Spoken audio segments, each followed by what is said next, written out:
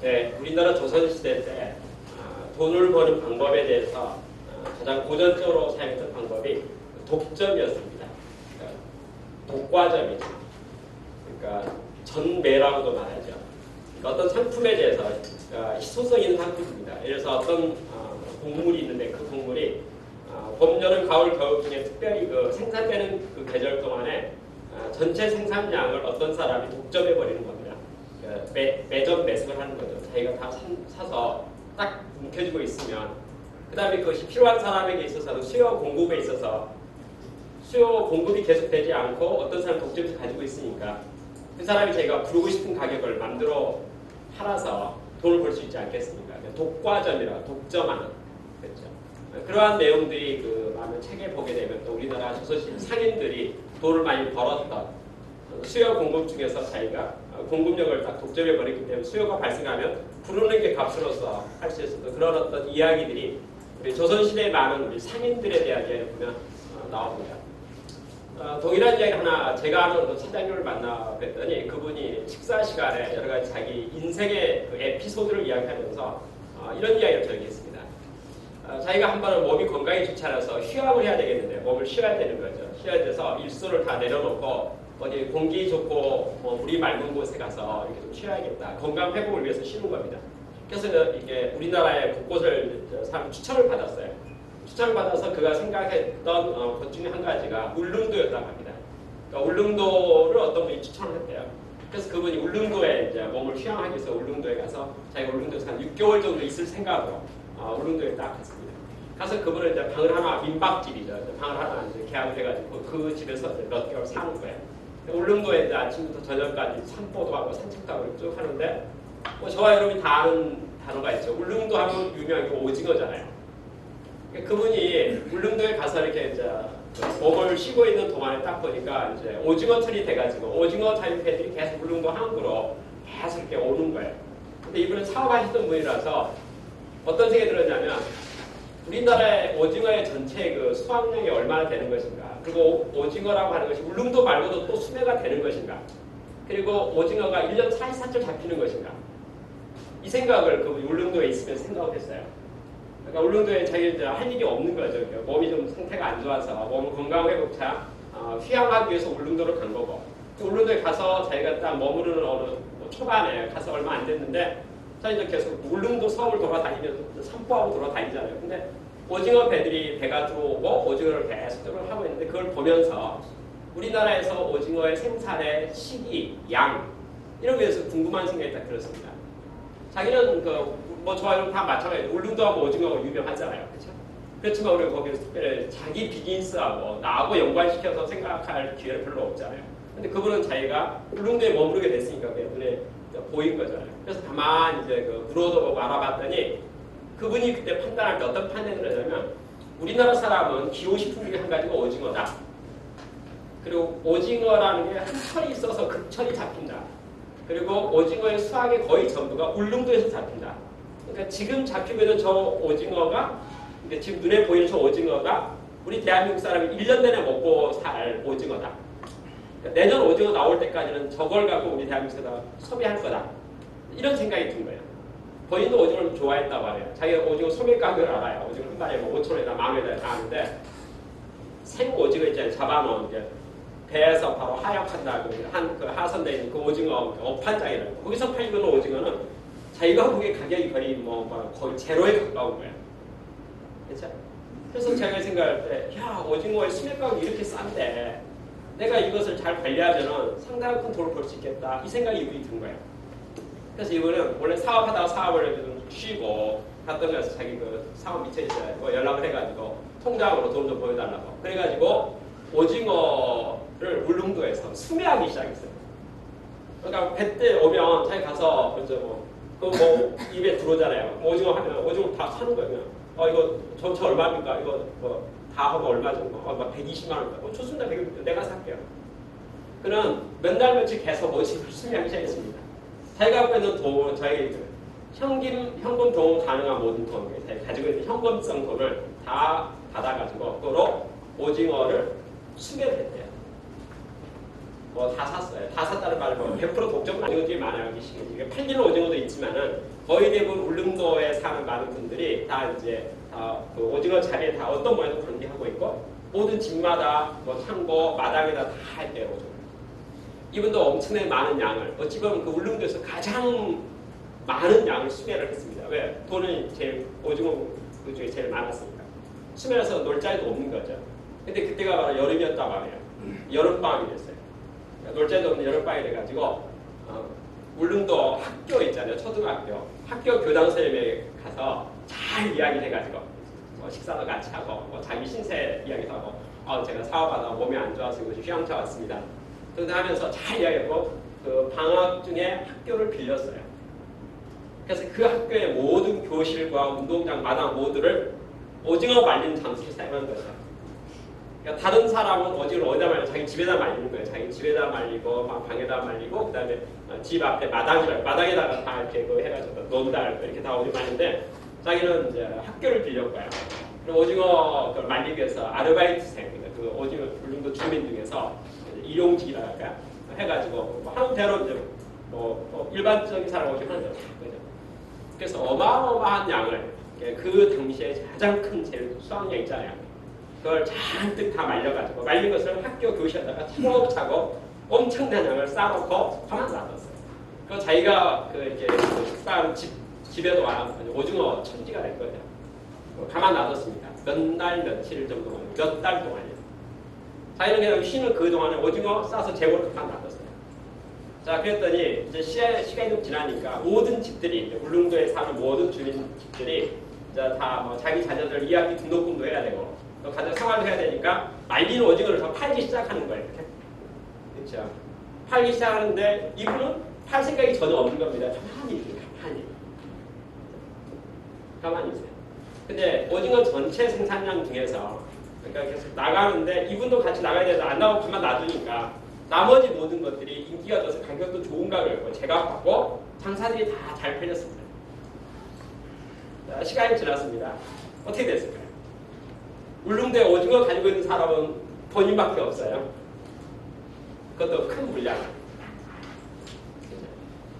다른 사람들은 일반적으로 울릉도에 오징어 하는 주민들 입장에서는 아주 쉽게 설명해서 뭐라고 말하면 좋겠습니까? 그냥 평소 가격보다 조금 높은 10% 20% 높은 가격으로 오래 정달 잘해서 기분이 너무너무 좋았어요. 이거 끝났어요.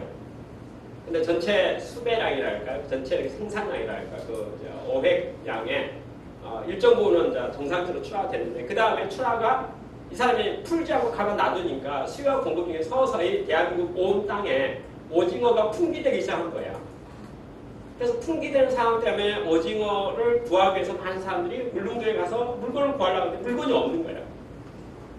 실제 물건이 없는 게 아니고 아까 초등학교 온 교실과 강실과 그리고 꽉 재고가 꽉 쌓여있는 거죠. 근데 그 물건을 소유하고 있는 사람이 팔 생각이 없잖아요. 가만히 있는 거예요. 어떻게 해서 가격이 계속 올라가는 거죠. 그래서 드디어 타이밍이 돼서 그걸 다 이렇게 팔았답니다. 하나씩 계속 다음 거 오징어 철이 와서 팔 때까지는 다 독점이니까 그걸 이제 다 팔아내기 시작해서 한철 장사를 잘해서 자기가 울릉도에 가서 몸도 건강하게 만들고 돈도 참 많이 벌어서 나왔다는 이야기를 저에게 했어요. 여러분, 돈을 버는 방법 중에 그게 좋은 방법입니까? 예를 들어서 그 선한 방법입니까? 그걸 떠나서 독점이라는 용어 있잖아요. 독점이라는 용어가 어떤 수익에 있어서 돈이 움직이는, 화폐가 움직이는 데서 독점이라는 단어가 사실 매우 의미가 있는 수단입니다. 그렇죠? 자, 그것은 지구상의 모든 인류 역사 가운데 독점이라는 용어가 이렇게 수익을 어떻게 극대화시키는가에 대해서 우리가 다 알고 있는 상식적인 이야기죠. 화폐 전쟁에서도요, 결국은 독점이 어떻게 존재하고 독점 때문에 돈들이 어떻게 움직이고 있고 돈이 어떻게 행방들이 움직여가고 있는가에 대한 것을 우리가 한번 생각해 볼 수가 있습니다. 옛날에 우리나라를 포함해서 전 세계가요, 사실 무역이라는 게 거의 없었습니다. 교환이라는 게 별로 없었고 무역이 매우 미미했었죠. 이 사람에게 있어서는 바다라고 하는 것은 해양 바다라고 하는 것은 매우 무서운 존재였었어요. 심지어는요, 지금은 우리 모두가 매우 매우 상식으로 받아들이고 지금은 다 지구가 동글동글하다고 다 알고 있고 배를 타고 한참 한 방향으로 계속 가면은 결국은 땅에 나온다고 우리가 다 알고 있음에도 불구하고 콜럼버스란 사람이 항해를 할 당시만 해도 그때 당시만 해도 우리 사람들의 지식은 지구를 평평하다고 생각했어요. 그러니까 바다를 멀리 간다는 것 자체는 이건 낭떠러리라고 생각한 거죠. 지구가 평평한 끝이 분명히 있는 거죠. 그러니까 심지어는 대서양에 유럽 사람 이야기입니다. 대서양에 배를 타고 가는 사람이 서서히 육지로부터 멀어져서 두려움이 엄습되기 시작하는 거예요. 그러니까 어디 어떤 의미냐? 땅 끝에 가까이 간다는 그래서 서서히 선원들 사이 긴장을 하는 거죠. 집으로부터 멀리 떠나서 육지로부터 떠나서 멀어지면 서서히 긴장을 시작해요. 야 끝이 가까이 오는 거 아니야? 그러죠. 여러분 그러다가 바닷속에 보면 뭐 열도라는 뭐 이렇게 있잖아요. 이렇게 섬들 배가 쭉 가다가요 두려움이 꽉 잡혀 있는 순간에 암초에 딱 걸리는 순간 그 배에 탄 모든 선원은 어떤 생각이 들겠습니까? 이제 땅 끝에 턱걸이에 딱 걸렸다는 생각이 딱 드는 거예요. 그래서 넘어가면 이제 추락이죠. 그래서 100%다 돌려왔어요. 그것을 넘어선 사람이 아무도 없었어요. 지구 인류 역사 뭐 1400 몇십 년대 있잖아요. 콜럼버스가 항해하는 그 당시까지 그 전에 많은 인류는 바다에 도전했었고 멀리 나갈 생각이 있었지만은 딱 땅 끝이라는 생각이 있잖아요. 지구는 평평하니까 끝이 절벽이 있는 거예요. 그러니까 가면 갈수록 서서히 집에서 멀어져 멀리 가면 갈수록 두려움이 엄습하다가 배 밑바닥에 걸렸다 하는 순간 선장이야 모든 선원은 더 갈 용기가 아무도 없는 거예요. 그렇죠? 영혼이 떨어지는데 어떡하겠어요? 다 걸렸어요. 그런데 콜럼버스가 어느 거야. 그 걸렸는데요. 태풍이 불어서 못 걸리고 넘어가 버린 거예요. 그래서 새로운 역사가 탄생하고 계속 가가지고 어떻게 합니까? 동인도를 발견하고 그래서 드디어 동인도 이렇게 회사 네덜란드 있잖아요. 네덜란드 동인도 회사가 만들어져가지고 드디어 유럽 사람이 인도로 왔습니다. 여러분 문화가 다른 문명이 다른 곳에 와서 보니까 없는 게 있잖아요. 그 없는 게 뭡니까? 독점이죠. 유럽에 없는 물건이 인도에 있어요. 그래서 인도에서 뭐 여러 가지 물물교환 하잖아요. 그리고 물물교환 그걸 물건을 사가지고 드디어 뭐 합니까? 네덜란드 딱 가서 유럽에 가서 딱 풀면 수요와 공급에 있어서 없는 물건이니까 가격이 어떻게 됐어요? 부르는 게 값이죠. 예를 들어서 그 인도에서 어떤 물건 하나를 얼마 100원 주고 샀다고 가정합시다. 얼마 팔까요? 자기 원금이 100원이니까 자기 수고비도 있잖아요. 뭐 눈치를 보니까 양은 소량이고 살려는 사람은 많고 그러니까 가격을 부르는 게 값이니까 얼마예요? 실제로 원가가 100원인데 들어간 원가 100원인데 10,000원도 받고 50,000원도 받고 100,000원도 받아버리는 거예요. 그렇죠? 그래서 그 무역으로 해서 유럽의 많은 상인들이 큰 돈을 벌게 됐어요. 그런 유럽의 많은 항해 시대의 최후의 승자가 누구냐면 영국이었습니다. 포르투갈도 있었고 네덜란드도 있었고 많은 대항해 시대에 있었는데 서서히 그 동일한 지역을 대상으로 해서 서로 눈에 보이게 경쟁하다 보니까 결국 해군의 싸움도 있고 해전도 있고 국가 간의 알력도 있고 파워가 있잖아요. 그다음 군사력도 있겠죠. 그리고 또 이렇게 항해 같은 게 국가 지켜주고 보호해줘야 되잖아요. 안전이 확보돼야 되니까. 그런 많은 전쟁 중에서 드디어 어느 날짜를 적어왔어요. 날짜가 아니고 1688년 역사적으로 1688년에 영국이 뭘 만드냐면 항해법이라는 걸 만들었어요. 항해법의 내용은 뭐냐면요. 이미 1688년이 됐을 때 사실 저는 잘 보시면 1688년이라는 날짜가요. 우리 인류 역사는 매우 먼 나아갈 시간이 아니에요. 상당히 오늘로부터 가까운 어느 시간을 말합니다. 1688년 약 700년이니까 약 1700년이니까 지금 2100년이니까 한 400년 전 이야기예요. 400년 전까지는 그러한 일이 없었어요. 독점이라는 말도 부분적으로 존재했어요. 세계적으로 존재하지 않았어요. 근데 지금부터 약 400년 전에 1688년에 영국이 패권을 딱 잡고 나서 어떤 선언을 했냐면 항해법이라는 거 발족을 딱 시켰는데 그 내용이 뭐냐면 바닷속에 떠다니는 모든 배는 국적이 영국 배야 된다. 이렇게 말합니다. 모든 물자의 운송은 영국산의 운송이어야 된다. 그래서 바다를 점령했어요. 항해를. 쉽게 말해서 다른 나라 국적선도 이렇게 나라와 나라 사이에 물건들이 움직이잖아요. 배를 통과하는 모든 움직이는 것은 군사가 이렇게 보호해야 되는데 영국기가 있으면 영국 배는 뭐가 됩니까? 보호의 대상이 되는 거예요. 마음대로 통과될 수 있는. 근데 영국 배가 아닌 배가 돌아다니면 그 공격의 대상이다 이거죠. 못 간다 이거예요. 그게 항해법이에요. 여러분 그 항해법 때문에 드디어 대영 제국이 만들어진 거예요. 대영 제국입니다. 해가 지지 않는 나라가 만들어진 거예요. 온 세상 가운데 드디어 그러니까 그 전에만 해도 이제 1688년에 항해법이라는 게 만들어지기 전까지만 해도 유럽의 많은 나라들 각축을 하고 역할도 좀 있었어요. 근데 어떻게 하다 보니까 어느 날 그 싸움에서 이거 패권 이기는 누군가가 이제 맏형이라고 말할 수 있는 일단 무력으로 힘이 제일 좋은 사람이 오늘 선언해 버린 거예요. 내가 허락받지 않고 배 돌아다니면 내 그 배 가만 안 놔둬 이렇게 말했어요. 만약에 물건 실을 거 있으면 나한테 말해. 우리 배 써. 그러니까 우리 배 써. 그 말이 뭐가 됐습니까? 영국 배를 소유하고 있는 사람에게 스스로 내라 그 말하고 똑같아요. 그죠? 해양 운수업은 영국 사람만이 할 수 있다. 이런 말. 영국 배만이 할 수 있다. 그 말이에요. 여러분 그러면 이제 드디어 뭐 문제 생기냐면요. 거래에 있어서 화폐가 물건을 싣고 내리고 주고 받고 하는데 모든 거래 영국 사람이 끼어버리면 돈이 각 나라마다 자기 나라 돈이 있잖아요. 독일 같은 마르크화도 있을 거고 그쵸? 영국 파운드가 있는데 유럽과 동양과 그쵸? 인도 전 세계를 돌아다니는 모든 배가 물건들이 물자가 움직이면서 싣고 내리면 거래가 발생하는데 그 거래가 영국 배여야만 된다는 조건 속에서 뭐가 되겠어요? 영국의 파운드화가 거래 수단이 돼버린 거예요. 그래서 파운드화가 국제통화가 된 거예요. 여러분 오늘 제가 몇 가지 이야기를 하는데 그 이야기에 매우 중요한 게 뭐냐면요. 어떤 합의와 회의와 그 포인트들이 있어요. 그 포인트를 결정으로 해서 역사를 바뀌어요.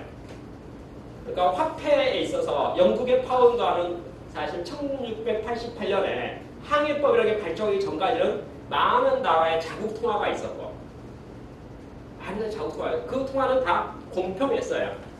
약간의 국력의 차이에서 차이가 있을지 모르지만 그렇게 뭐 세계 통화다 그렇죠? 이렇게까지 말할 만한 권위를 갖고 있지는 않았었어요.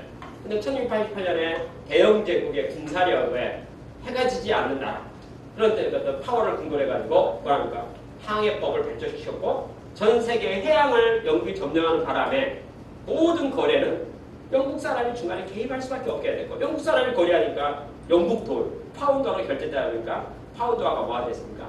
전 세계의 유일한 무역의 수단이 된 거예요. 우리가 미국이라는 나라를 대단히 현재 우리에게 영향이 크기 때문에 대단한 강대국과 대단하다고 보고 있지만 미국이 독립된 게 200년밖에 되질 않아요. 그러니까 200년 전에는 미국이 없었던 거죠. 그렇죠? 그러니까 그러면 제가 이렇게 말했죠. 400년 전에 항해법이 만들어졌고 200년 전에 미국이 만들어졌으니까 미국이 만들기 전까지 그렇죠? 약 200 몇십 년 동안은 전 세계 유일한 국제통화는 파운드. 파운드는 전 세계를 지배했습니다. 그렇죠? 특별히 이제 뭐 금융, 특히 유럽을 중심으로 해서 전 세계 뭐 무역이라고 말할 수 있는 물론 우리나라에도 그때 조선시대니까 화폐가 있었죠. 우리나라 화폐는 주로 이제 어음이었죠. 어음 같은 거. 또 우리 이제 약소보험이랄까. 그렇죠. 그러니까 지금 말하면 지금 현재 우리가 유통되고 있는 화폐 같은 거 모양은 그건 있었냐면 엽전, 그죠? 엽전, 그죠? 엽전 프로 이게 있잖아요. 그것은 극히 금액과 양과 매우 소량이죠. 소액 거래죠. 국제적인 거래 큰 돈은 그때 당시에 그래서 1680년에 1700년부터 1900년까지 있잖아요. 그때까지는 전 세계의 어떤 그 무역에 있어서 대영 제국이라는 나라가 그 어떤 파워의 군사력의 파워에서 파운드가 국제 통화로서 아주 강력한 영향력을 행사하고 있었고 실제로 지배를 했습니다. 그게 무너진 게 어떠냐면 1914년 1차 세계대전 때요. 그러니까 1차 세계대전까지는 전 세계 화폐는 파운드와의 독점 시대였어요. 약간의 견제성이 있지만 그 부분, 그죠? 그러니까 세계 국제 통화는 뭡니까? 파운드죠. 국제 간의 거래를 보고 파운드죠. 왜? 항해법이 있으니까. 근데 그런 게 1914년까지 1914년에 1차 세계대전이 끝났는데 끝날 때 이상한 일이 생겼습니다. 그게 뭐냐면 미국의 개입이었어요. 1차 세계대전이 시작됐던 유럽의 전쟁이었고 그 전쟁들이 진행되는 가운데 어느 날 미국이 참전을 하겠다고 해서 참전이 딱 됐는데 알고 보니까 미국이 매우 파워가 센 거예요. 그렇죠? 그래서 드디어 파운드화가 독점하다가 1차 세계대전이 딱 시작되고 1차 세계대전이 끝나감과 동시에 전 세계에 영국 말고 강력한 나라가 있을 수가 있다. 그렇죠? 떠오르는 태양이 있다. 그런 어떤 국제적인 파워의 어떤 영향이 생기기 시작하고 그러면서 서서히 부각되기 시작하는 거냐. 미국이라는 나라가 부각되기 시작하고. 그래서 미국 앞에서 항해법이 어떻게 되겠습니까? 독점성을 갖지 못하게 되는 거죠. 힘없는 나라에게는 너 내 말 안 들으면 이렇게 말할 수가 있는데 영국이 미영 전쟁 있잖아요. 그래서 큰 소리를 내게 좀 부담스러운 거예요. 그죠? 그래서 그때 1914년에 드디어 파운드화가 드디어 견제를 받기 시작합니다. 견제. 그러니까 대형 제국이 이제 눈치 보기 시작하는 거예요. 딱 유일한 나라, 미국이란 나라에 눈치가 좀 보이기 시작합니다.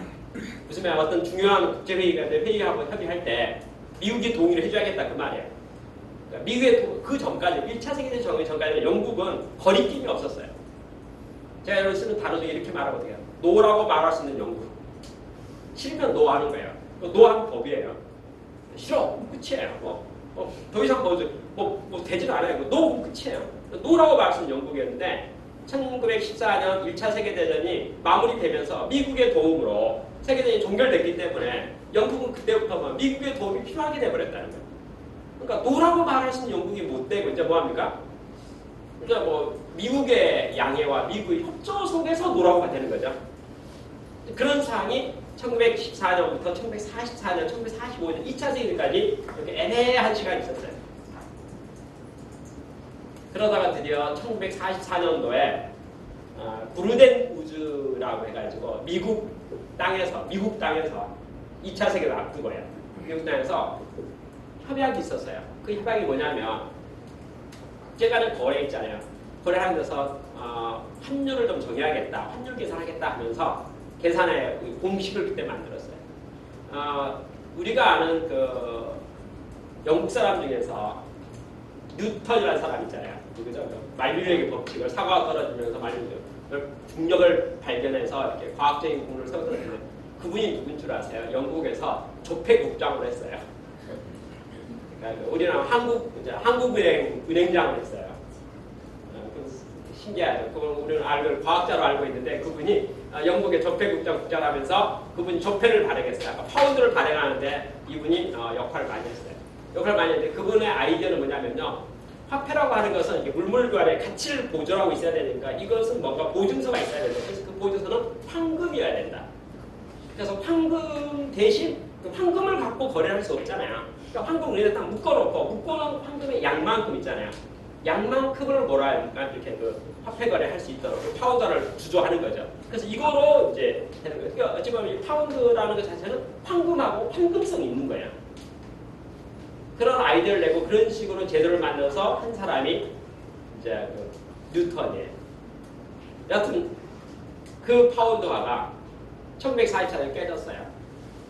영국의 매우 자연스러운 사건이 바로 브루덴 우즈 협약 체계였는데 그때 뭐냐면 1온스당 금 있잖아요.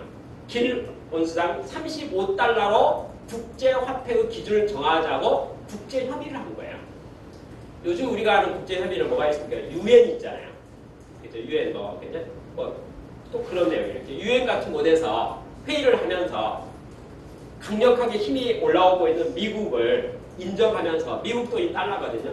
미국 돈 달러를 뭐라고 말하냐면 1온스당 35달러로 거래하는 거 계산을 이렇게 맞추기로 하면서 뭐랍니까? 무역의 결제는 달러로 한다. 이 결정입니다.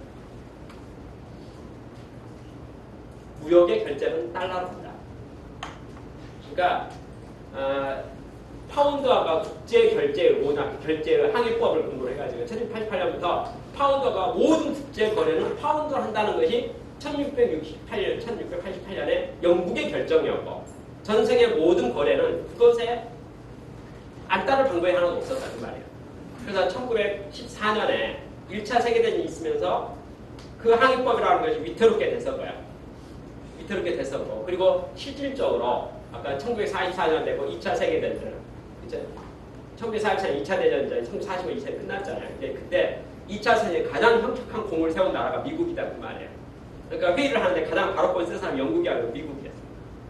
여러분 우리가 아는 영국의 아주 대단하고 유명한 파워 있는 그 정치가 리더 지도자가 처칠입니다. 처칠은 1945년에 이렇게 2차 세계대전을 종결하는 전승국의 대표로서 사인도 하고 회의도 참석했는데 저는 처칠의 회고록에 관계된 많은 책들을 보면서 그 앞에 보였던 매우 당당한 모습과 반대로요. 그는 어떤 고백록을 남기냐면요. 자기 앞에 있는 모든 사람이 너무나 강하고 노라고 하기 때문에 자기는 겉만 몸체 이렇게 빨고 이렇게 이렇게 막고 있었잖아요. 폼은 그럴 때 보이지만 이빨 빠진 호랑이 같은 모습으로 그 자리에 앉아 있었습니다. 그런 고백을 했어요. 무슨 말이냐면 2차 세계대전이 끝났을 때 전승국이라고 말한 영국이지만 실제 전승의 파워는 미국이 주도하고 있었고 러시아가 파워가 있었다는 말이에요. 협상을 잘해가지고 합의록을 끌어내서 어떻게든 합의록 국제협약으로 끝냈긴 했지만은 힘의 경쟁에 있어 미국의 파워가 세진 거예요. 1944년에 협의를 하는데 미국이 주도하면서 달러를 앞장서면서 협약을 맺으면서 그리고 뭐 1온스당 황금 1온스당 그 35달러다 이렇게 기준가격 정하고 그 다음에 모든 무역 질서를 거래는 달러로 한다 라고 국제협약을 맺은 것이 1944년도에 있었던 역사적 사건입니다. 그것 때문에 전 세계는 1944년부터 어떻게 됐습니까? 화폐, 국제화폐 있잖아요. 유통되고 있는 모든 국제화폐는 파운드화를 대신해서 달러가 된 거죠. 달러가 드디어 기축통화라고 할까요? 국제 결제 수단, 모든 국가 간에 결제하면 뭐 돈을 주고받고 해야 되잖아요. 그런데 거래 수단으로 달러가 자리를 잡게 됐습니다. 그게 1944년이에요. 여러분 우리는 지금 달러 시대에 태어나서 달러 시대에 살고 있으니까요. 마치 미국의 영향력이 영원히 과거부터 있었던 것 같은 착각이 드는데 실질적으로는 미국이 전 세계 역사에서 파워 있게 힘을 발휘한 것은요. 역사가 매우 짧습니다. 사실은요. 그러니까 미국이 독립된 지로부터 시작으로 200년밖에 되지 않았고 200년 처음 독립했을 때 그 식민지에 벗어났으니 뭐 이렇게 국력이 세질 않았죠. 남에게까지 영향을 미치지 못했죠. 그리고 내부의 동부의 시작은 미국이 서부 개척 시대였었고 미국 안에 문제가 많았고 미국의 남북 전쟁이 있었고 이래서 그러니까 국내 문제가 있었죠. 세계 가운데 영향력 있는 나라 미국은 존재하지 않았어요. 그러다가 미국이 드디어 미국 아메리카 대륙을 어느 정도 안정시키고 세계에 관심을 갖고 우리도 세계의 일원이다 라고 나서기에 시작했던 공식적인 첫 번째 행사가 제1차 세계대전인 거예요. 그래서 힘을 좀 썼어요. 그렇죠? 그래서 유럽 사람들도 1914년 1차 세계대전이 끝나자마자 미국의 파워를 인정하기 시작하고 또 미국의 힘, 미국이 도와주면 그 편이 이기겠다 이 말이죠. 미국과 싸워서는 못 이길 것 같고 그런 거 느끼다가 2차 세계대전 때 결정적으로 강력한 미국의 힘으로써 2차 세계는 종식하는데 결정적인 힘을 하냐니까 그럼 2차 세계는 종식을 앞두고 1944년에 대표자 다 모여서 회의하면 회의 결과 어떻게 되겠습니까? 여러분 제가 어느 날 자료를 조사하다가 그 시장 점유율이라는 자료를 봤는데 전자계산기 있잖아요. 전자계산기의 그 생산 업체가 한 590개가 있더라고요. 그런데 마켓쇼를 봤더니 카시오라는 회사가 마켓쇼가 전 세계 마켓쇼가 50%예요. 그리고 샤프라는 회사가 45%예요. 두 개를 더하니까 95%예요. 590개 중에서요. 나머지 5%를 갖고 588개 회사가 있는 거예요. 그럼 여러분 전자계산기 어떻게 회의를 한다고 생각합니까? 우리 그래서 업계 대표 다 왔어요. 한 회사씩에서 600명이 있어요. 저와 여러분 어떤 생각입니까? 카시오 대표하고 샤프 대표 두 사람이 합의하면 그냥 합의되는 거예요. 나머지 우리가 다수결 그래가지고 588명의 파워는 어떤 결정을 하더라도 결정할 수 있어요. 그리고 2명 빼고 다 결정하고 어떻게 하자 했다 하더라도 세계 시장 점유율 다 돼서 5%밖에 안 되기 때문에 어떻게 되게 의미가 없지요. 그렇죠? 1944년도에 회의를 하는데 회의 석상에 미국 대표, 그렇죠? 영국 대표 다 와 있죠.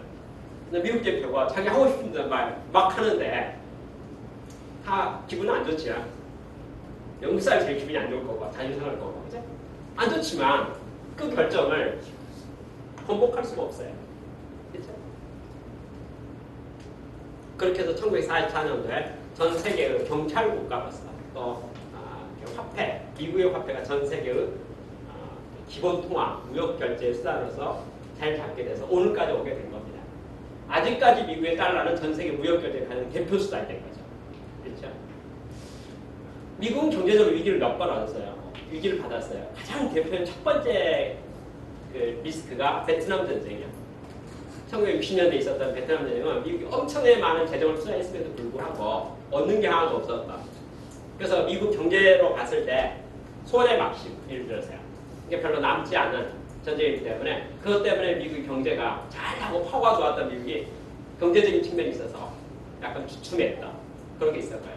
그 다음에 나중에 다시 엔화에 대해서 일본에 대한 얘기 제가 다시 설명하겠지만 또 일본이 경제력이 좋아져 가면서 또 이렇게 파워가 세지고 또 독일의 마르크화도요. 또 힘이 세지고 그러면서 또 영국의 파운드도 호시탐탐 기회를 엿보고 있고 그러다 보면 그런 과정 속에서 뭐가 되겠습니까? 미국이 약간 견제를 받게 됐어요. 그러니까 뭐냐면 견제라는 게 뭐랄까요? 뭐 영국도 이제 본토 중매 그죠? 그러고 있고 일본도 자기도 이제 드디어 옛날에는 약했지만 이제 다시 힘을 얻어서 우리도 한번 해야겠다고 왜 미국이 다 하냐 우리도 좀 해야겠다 이렇게 말하기도 하고 또 독일도 전형이고 그렇죠? 근데 그런 관계가 있음에도 불구하고 표준화의 파워라는 거 있잖아요. 선점의 파워 여러분 잘 보시면요 제가 이렇게 말하거든요. 요새 그 포털 사이트도 있잖아요. 포털 사이트가 기술적으로 보면 다 누구라도 할 수 있고 더 좋은 아이디어가 있을 수도 있음에도 불구하고 제가 이용하는 것은 다음하고 네이버 두 개 있잖아요. 그게 제가 항상 애용하는 포털 사이트예요. 그것 말고도 수도 없이 많았거든요. 저는 그 나머지 포털 사이트는 별로 이렇게 접근성이랄까 별로 가지를 않아요. 그렇죠? 자 무슨 말이냐면 엔화나 마르카나 뭐 파워가 있어서 그때그때 이렇게 아까 달러를 위협함에도 불구하고 이미 국제통화로서 자리를 꽉 잡고 있는 어떤 달러와 미국의 파워의 영향력 속에서 힘은 써봤지만은 성공하지 못했어요. 그래서 약간 위협은 많이 받았지만 달러의 시대가 계속적으로 유지돼서 오늘까지 존재합니다. 이라크 전쟁이라든지 전쟁이라든지 특히 전쟁 같은 걸 통해 가지고 미국 경제가 어려워지고 또 어려워지면서 달러가 힘을 얻긴 좀 잃어버리긴 했지만 그래도 아까 또 많은 다른 달러, 다른 화폐들의 공격 속에서 사실 좀 이렇게 주춤하는 경우가 부분적으로 있었지만 그러나 큰 대세에 있어서는 달러가 뭐합니까?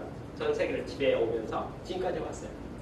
그러다가 지금 이제 왜 사람들이 화폐 전쟁이라는 말을 또 끄집어냅니까? 할 때 이제 또 새로운 시대가 오는 것 같다 이런 측면에서 글쎄 1944년 시기로 봐서 미국의 달러는 세계 통화로서의 가치가 있지만 지금도 그래 앞으로도 그래 아닌 것 같은데 이제 이런 문제가 나오기 시작한 거죠.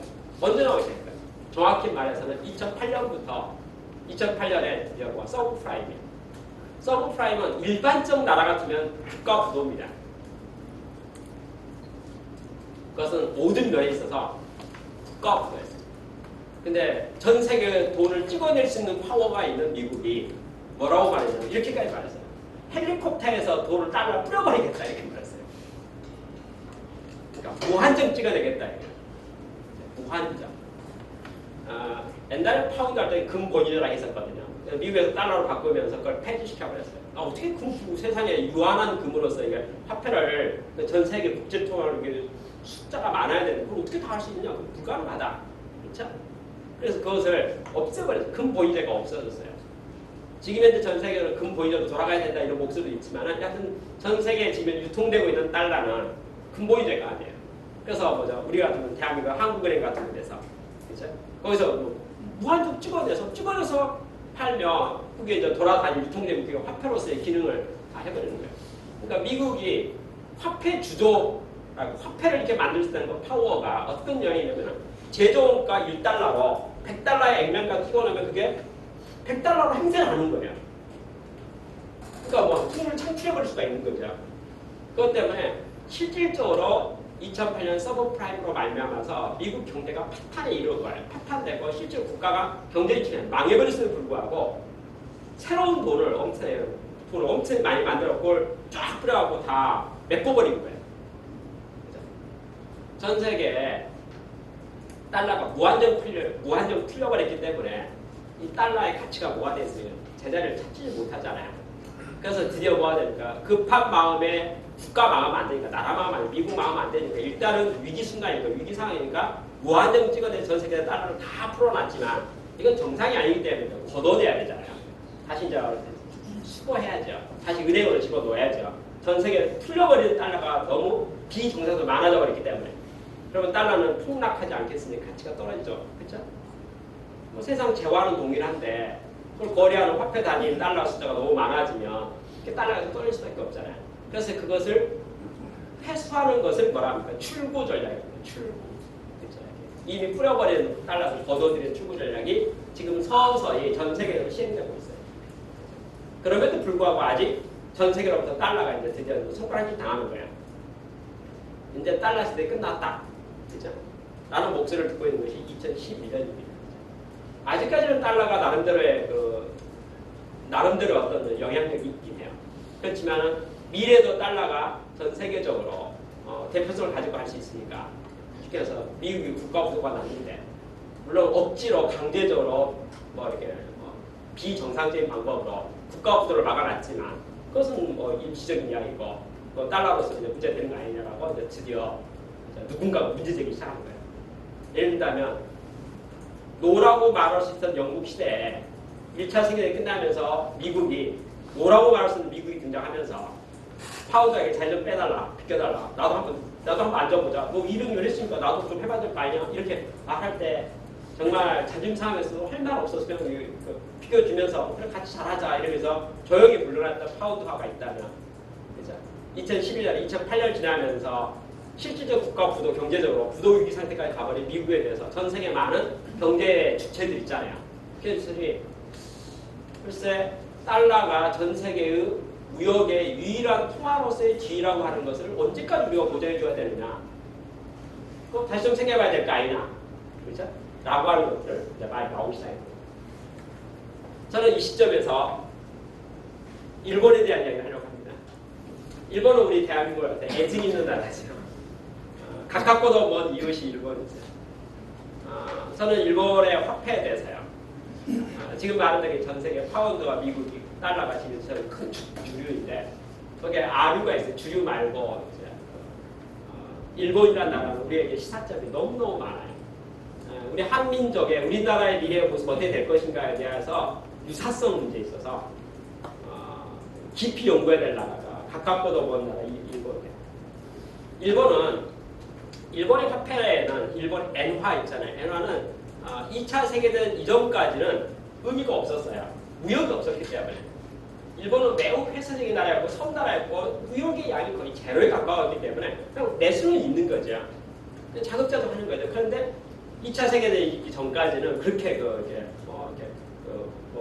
국제화폐는 엔화를 우리도 한국 사람도 우리 한국과 일본이 거래하는 건 제로에 갖고 거래하더라도 그것이 물물교환 내지는 뭐 이렇게 화폐가 움직이는 거 없었어요. 그러니까 돈의 어떤 것은 전혀 존재하지 않았어요. 의미가 없었어요. 국제 화폐 뭐 이렇게 말할 만한 것이 역사적으로 거론할 만하지 않았다. 근데 2차 세계대전이 끝났을 때 일본은 패망했습니다. 패망했을 때 미국이 메가더 장군이 군정 통치했어요. 일본을. 근데 군정 통치할 때 미국의 생각은 어디냐면 이제 승전국인 미국의 생각은 2차 세계를 일으킨 독일과 일본이 마음에 안 들었어요. 그렇죠? 그래서 헌법도 바꿔버리고요. 전쟁 못하게. 그렇죠? 붙으려서 독일을 견제해서 나라를 두 쪽 내버리고 베를린도 동독, 서독 나눠버리고 힘을 약화시켜야 되니까. 그렇죠? 2차 세계 끝나고 나서 동독, 서독을 나눠버렸어요. 그리고 독일의 수도가 베를린도 반 딱 나눠갖고 동베르 사베를 나눠버렸어요. 힘을 약화시켜야 돼요. 그리고 일본을 가만히 지켜보는 거예요. 그렇죠? 가만히 지켜보는데 이 일본 사람들 잘못하면 힘이 생기면 이게 좀 부담스럽다. 그런 생각이 있어서 쓴 전체 1945년부터 2차 세계 끝나는 그 날로부터 1949년까지 약화 정책을 썼어요. 약화 정책은 뭐냐면요. 모든 산업을 못하게 하는 거예요. 대기업 다 해산시켜버렸어요. 자동차 다 해산시켜버렸어요. 재벌 다 해체시켜버렸어요. 강제적으로 다 해체시켰어요. 그러니까 일본의 산업을 제로화시켜버렸어요. 언제부터 언제까지? 1945년부터 1949년까지 제로화시켜버렸어요. 그런데 미국이 전혀 예상하는 일이 두 가지 생긴 거예요. 일본이 뭐냐면요. 중국 땅에서요. 국민당이 공산당에 져가지고 대만을 쫓겨 나오는 거예요. 또 러시아와 중국이 지원을 받아가지고 2차전 끝나고 북한이 공산화가 돼가지고요. 우리 대한민국 그리고 호시탐탐 내려오려고 해요. 남한을 점령, 우리 1950년 있잖아요. 그 이전 이야기예요. 그러니까 1949년까지 딱 보고 있는데 지금 뭐야 공산주의 있잖아요. 공산주의가 세계화되고 공산화되기 시작하는데 이미 큰 나라인 중국을 덮어버린 거예요. 북한을 덮어버렸어요. 그 남한은 내려올 거 아니에요. 그 힘이 아주 없는 약화시켜놨잖아요. 일본까지 내려버리겠어요. 그러니 뭐가 필요합니까? 마지노선이 필요하잖아요. 그렇죠? 그래서 마지노선으로 미국이 딱 그어놓은 게 뭐냐면 일본까지를 미국 자기들이 분정하고 있으니까 일본까지는 미국의 영향력이잖아요. 그러니까 이거 뭐합니까? 전선의 최전방이 되는 거죠. 그러면 전쟁이 일어나면 어떻게 되겠습니까? 가까운 곳에서 물건을 만들어서 해야지 뭐 이렇게 중국을 견제하고 북한을 견제하고 자유민주주의를 수호하지 않겠습니까? 그래서 1949년 말에 1950년 들어오면서 정책을 바꿨어요. 미국에서. 산업진흥정책으로. 무슨 말인지 알겠죠? 일본의 경제는 태생적으로 미국에 종속되어 있었어요. 1945년 2차 세계 끝나면서 미국을 지배했던 일본 땅을 지배했던 파워 세력은 미국의 세력이었고 미국의 세력은 1945년 49년까지는 일본에 대해서 별로 경제적으로 그러나 파워가 세는 것에 대해서 허용하지 않았어요. 약화 정책이었어요. 이거 또 힘세지면 분명히 또 사고 칠 것 같다 이런 견제를 많이 했었어요. 근데 이 동북아시아의 정세가 공산주의가 딱 그리고 파워가 세니까 막 이렇게 되니까 이게 좀 밀어야 되겠네, 막아야 되겠네. 막으려고 보니까 전선이 일본이 그 미국으로 봐서는 자유진영의 어떤 뭐 이렇게 전선에서 굉장히 버텨야 될 것 같아요. 괜찮아요. 그래서 1950년에 드디어 일본의 산업을 근대화시켜야겠다. 라는 정책을 내리면서 미국의 많은 경제 전문가들 있잖아요. 실천가들을 드디어 뭐합니까? 일본에 보내기 시작했어요. 그리고 일본의 많은 산업의 지도자들 있잖아요. 지도자들 미국에 견학시키기 시작했어요. 그리고 기술을 전수하기 시작했어요. 그렇죠? 원조하기 시작했어요. 그러면서요. 이런 일이 있었습니다. 1950년, 1960년까지 미국이라는 나라에서 일본의 모든 물건을 한마디로 말하면 물산 장정되니까 오다를 어마어마하게 계속적으로 내주면서 100% 사갔어요. 지금 현재요. 오늘 이 시간인데 가난한 나라 중에 일어나는 캄보디아라는 나라가 있어요. 캄보디아라는 나라 옆에 베트남이 있습니다. 베트남은 지금 경제 발전을 하고 있어요. 여러 면에서 뭐 산업 활발하게 되고 있어요. 근데 그 옆에 있는 캄보디아는 너무나 가난해요. 그래서 미국에서 쿼타제를 써요. 쿼타제는 뭐냐면요. 캄보디아산 옷 의류는 일정 양을 미국이 의무적으로 사가는 거예요. 그건 뭐 오다 관계없어요. 쿼타예요. 쿼타. 뭘 위해서요? 캄보디아의 의류 산업을 생존시키기 위해서 오다를 줘야지 생존하잖아요. 그렇죠? 공장 돌려면 물건 만들면 누가 사가야 되잖아요. 가격도 비싸게 사가요. 베트남은 정책 가격으로. 뭘 위해서? 캄보디아의 일자리를 유지시키기 위해서. 쿼타가 존재해요. 그래서 우리는 한국 기업도 지금 캄보디아 가서 봉제 공장 많이 해요. 왜? 오다가 안정돼 있어요. 그렇죠? 1950년에 어떤 일이 있었습니까? 그렇게 걱정했는데 예고편 걱정했더니 현실화되고 말았어요. 6.25 전쟁이 일어나는 거예요. 그렇지 않아도 미국이 일본 이렇게 딱 생각해서 정책을 딱 바꿨는데 1950년에 6월 25일 날 그렇죠? 북한이 남한을 내려왔죠. 공산화하기 위해서 내려왔죠.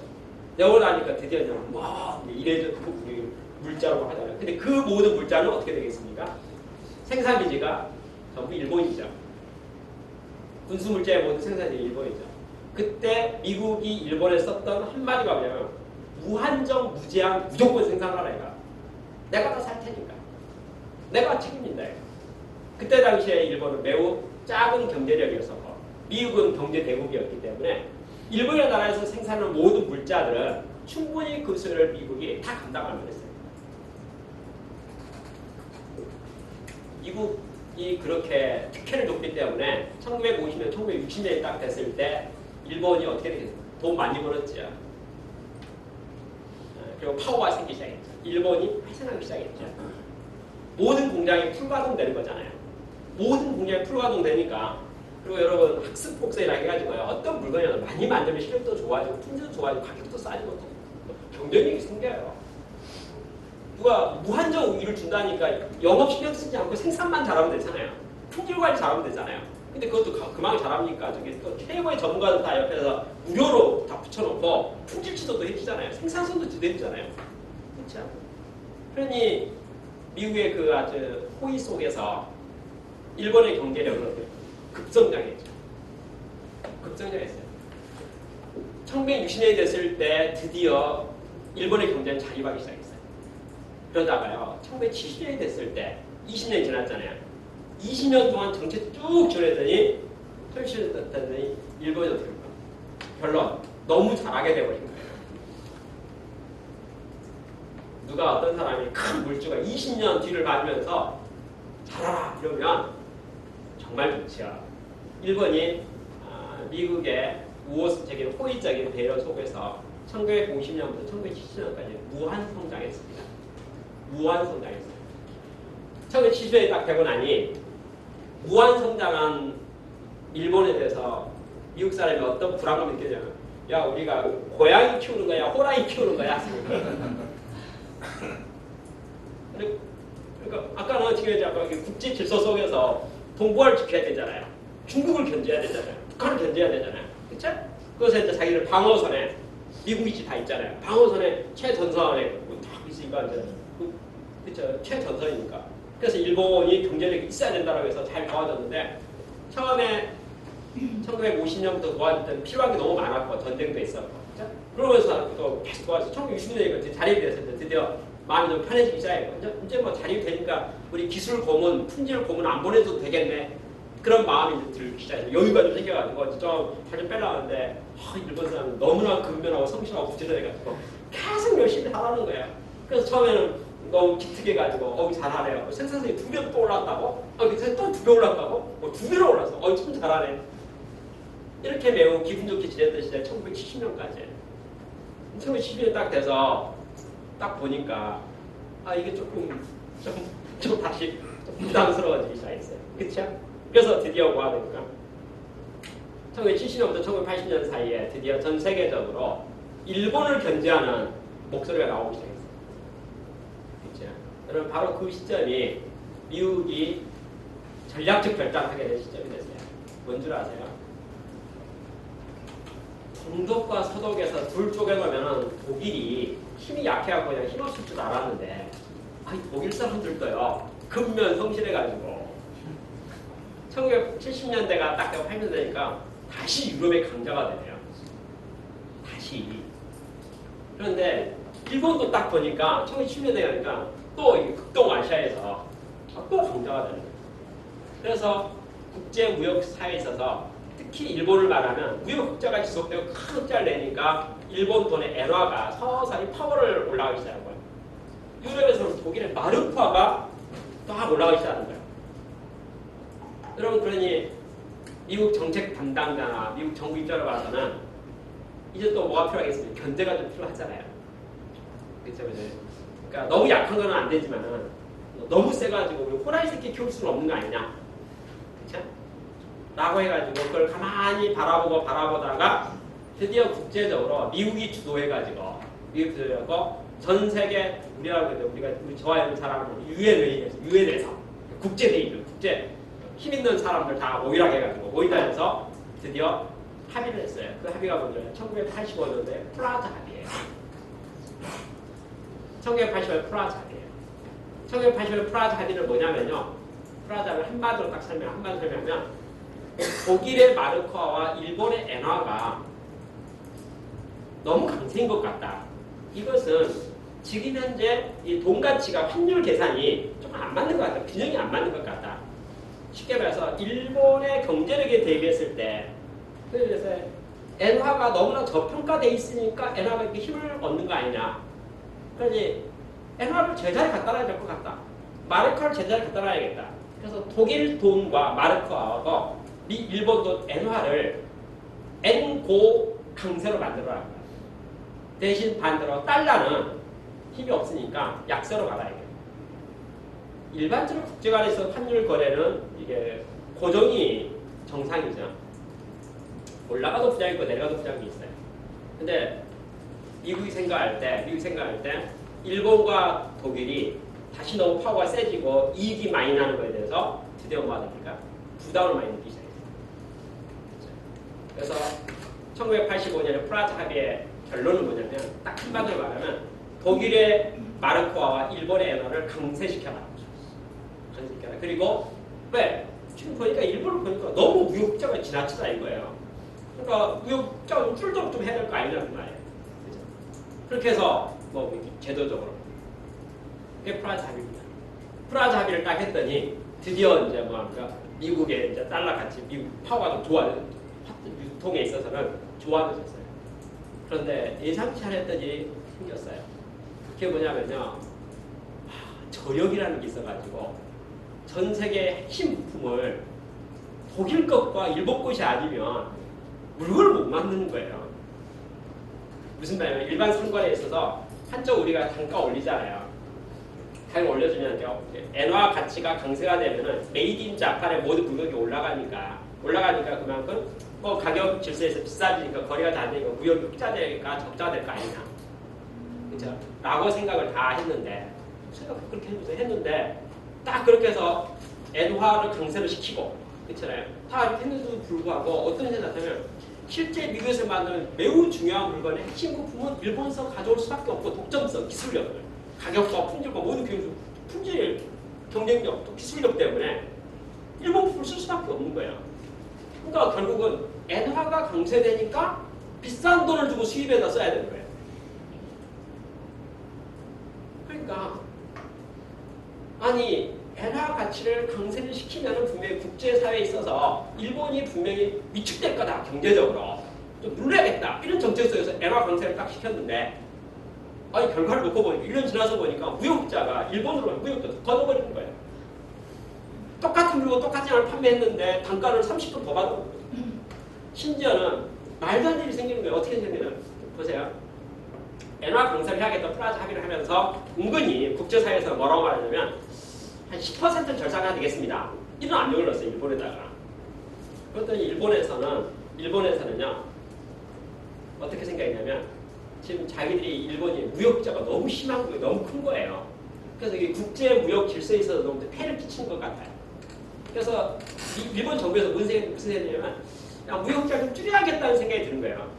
찔러고 보니까 좀 아까 말한 엔화를 강세시켜가지고 뭐 수출이 잘 안 되도록 그렇게 여건을 만들어가지고 그렇게 해야겠다라고 생각을 했어요. 그래서 좀 자기들도 좀 일본 정부도 약간 국제사회에 있어서 무역자 너무 심하게 많이 나는 거에 대해서 약간 부담을 느꼈기 때문에 뭐라고 밝혔냐면 예 좋습니다. 엔화 강세 하락하겠습니다. 그래야 될 거라고 저도 생각합니다. 이렇게 말하면서 일단 한 20% 올리겠습니다. 이래버리는 거예요. 국제사회에서는 10%만 올려도 1%, 2%, 3%, 5%, 10% 올려도 그것은 국제 무역에 있어서 무역에 상당한 게 큰 영향을 줄 거라고 생각했는데 그래서 은근히 엔화 값을 한 10% 정도는 상승시키는 게 좋을 것 같습니다. 이런 의미를 가지고 프라자 합의 내용을 주지시키면서 해라 이렇게 좀 밀어붙였는데 일본 정부에서 예 그래야 되겠죠. 그러면 저희가 일단 한 20% 올릴까요? 이러는 거예요. 그래서 20% 올라가 버린 거예요. 20% 올라갔어요. 30% 올라갔어요. 올라갔는데 수출량이 안 줄어버리는 거예요. 그렇죠? 그래서 일본 경제의 피크가요. 1989년이에요. 1985년도에 전 세계 금융시장에 있어서는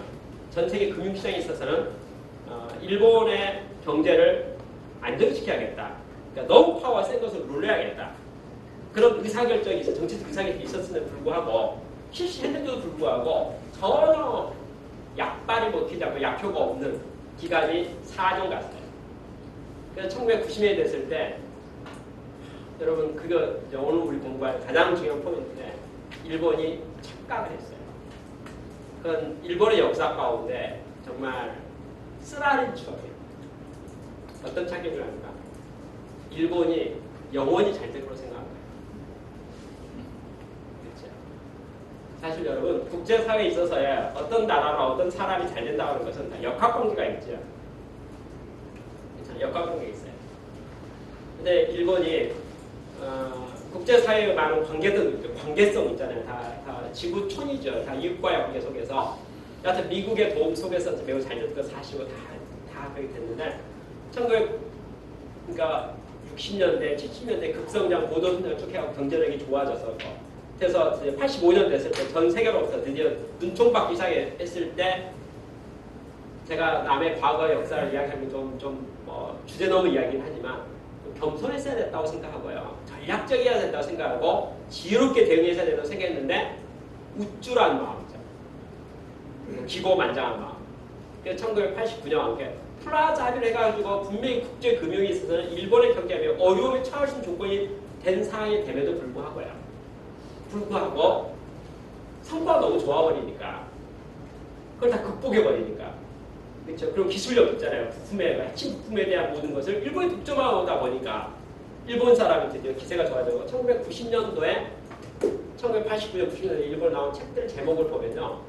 여러분 소니의 창업자가 쓴 책 있잖아요. 책 제목이 노라고 말할 수 있는 일본. 그리고 또 어떠시냐? 껍데기는 가라. 그런 책의 일본 국민이나 일본 무역이나 모든 사회적인 의미가 뭐냐면은 기고만장이에요. 자신감의 표출이에요. 쉽게 말해서 그 말에 노라고 말할 수 있는 일본 그 책 제가 읽어봤는데 내용이 뭐냐면 한마디로 말해서 소비자는 고품질의 저가격의 좋은 물건을 원한다 이거예요. 전 세계에서 일본 물건이 제일 좋다 이거예요. 상징적으로 첨단 뭐 이런 소니의 창업자가 노라고 말할 수 있는 일본 그러면서 책을 탁 내니까 일본 사람 기분이 얼마나 좋겠어요. 아주 드디어 다시 대일본 제국 이런 문제하고 생각이 막 이제 일본 전역을 쓸었어요. 그렇죠?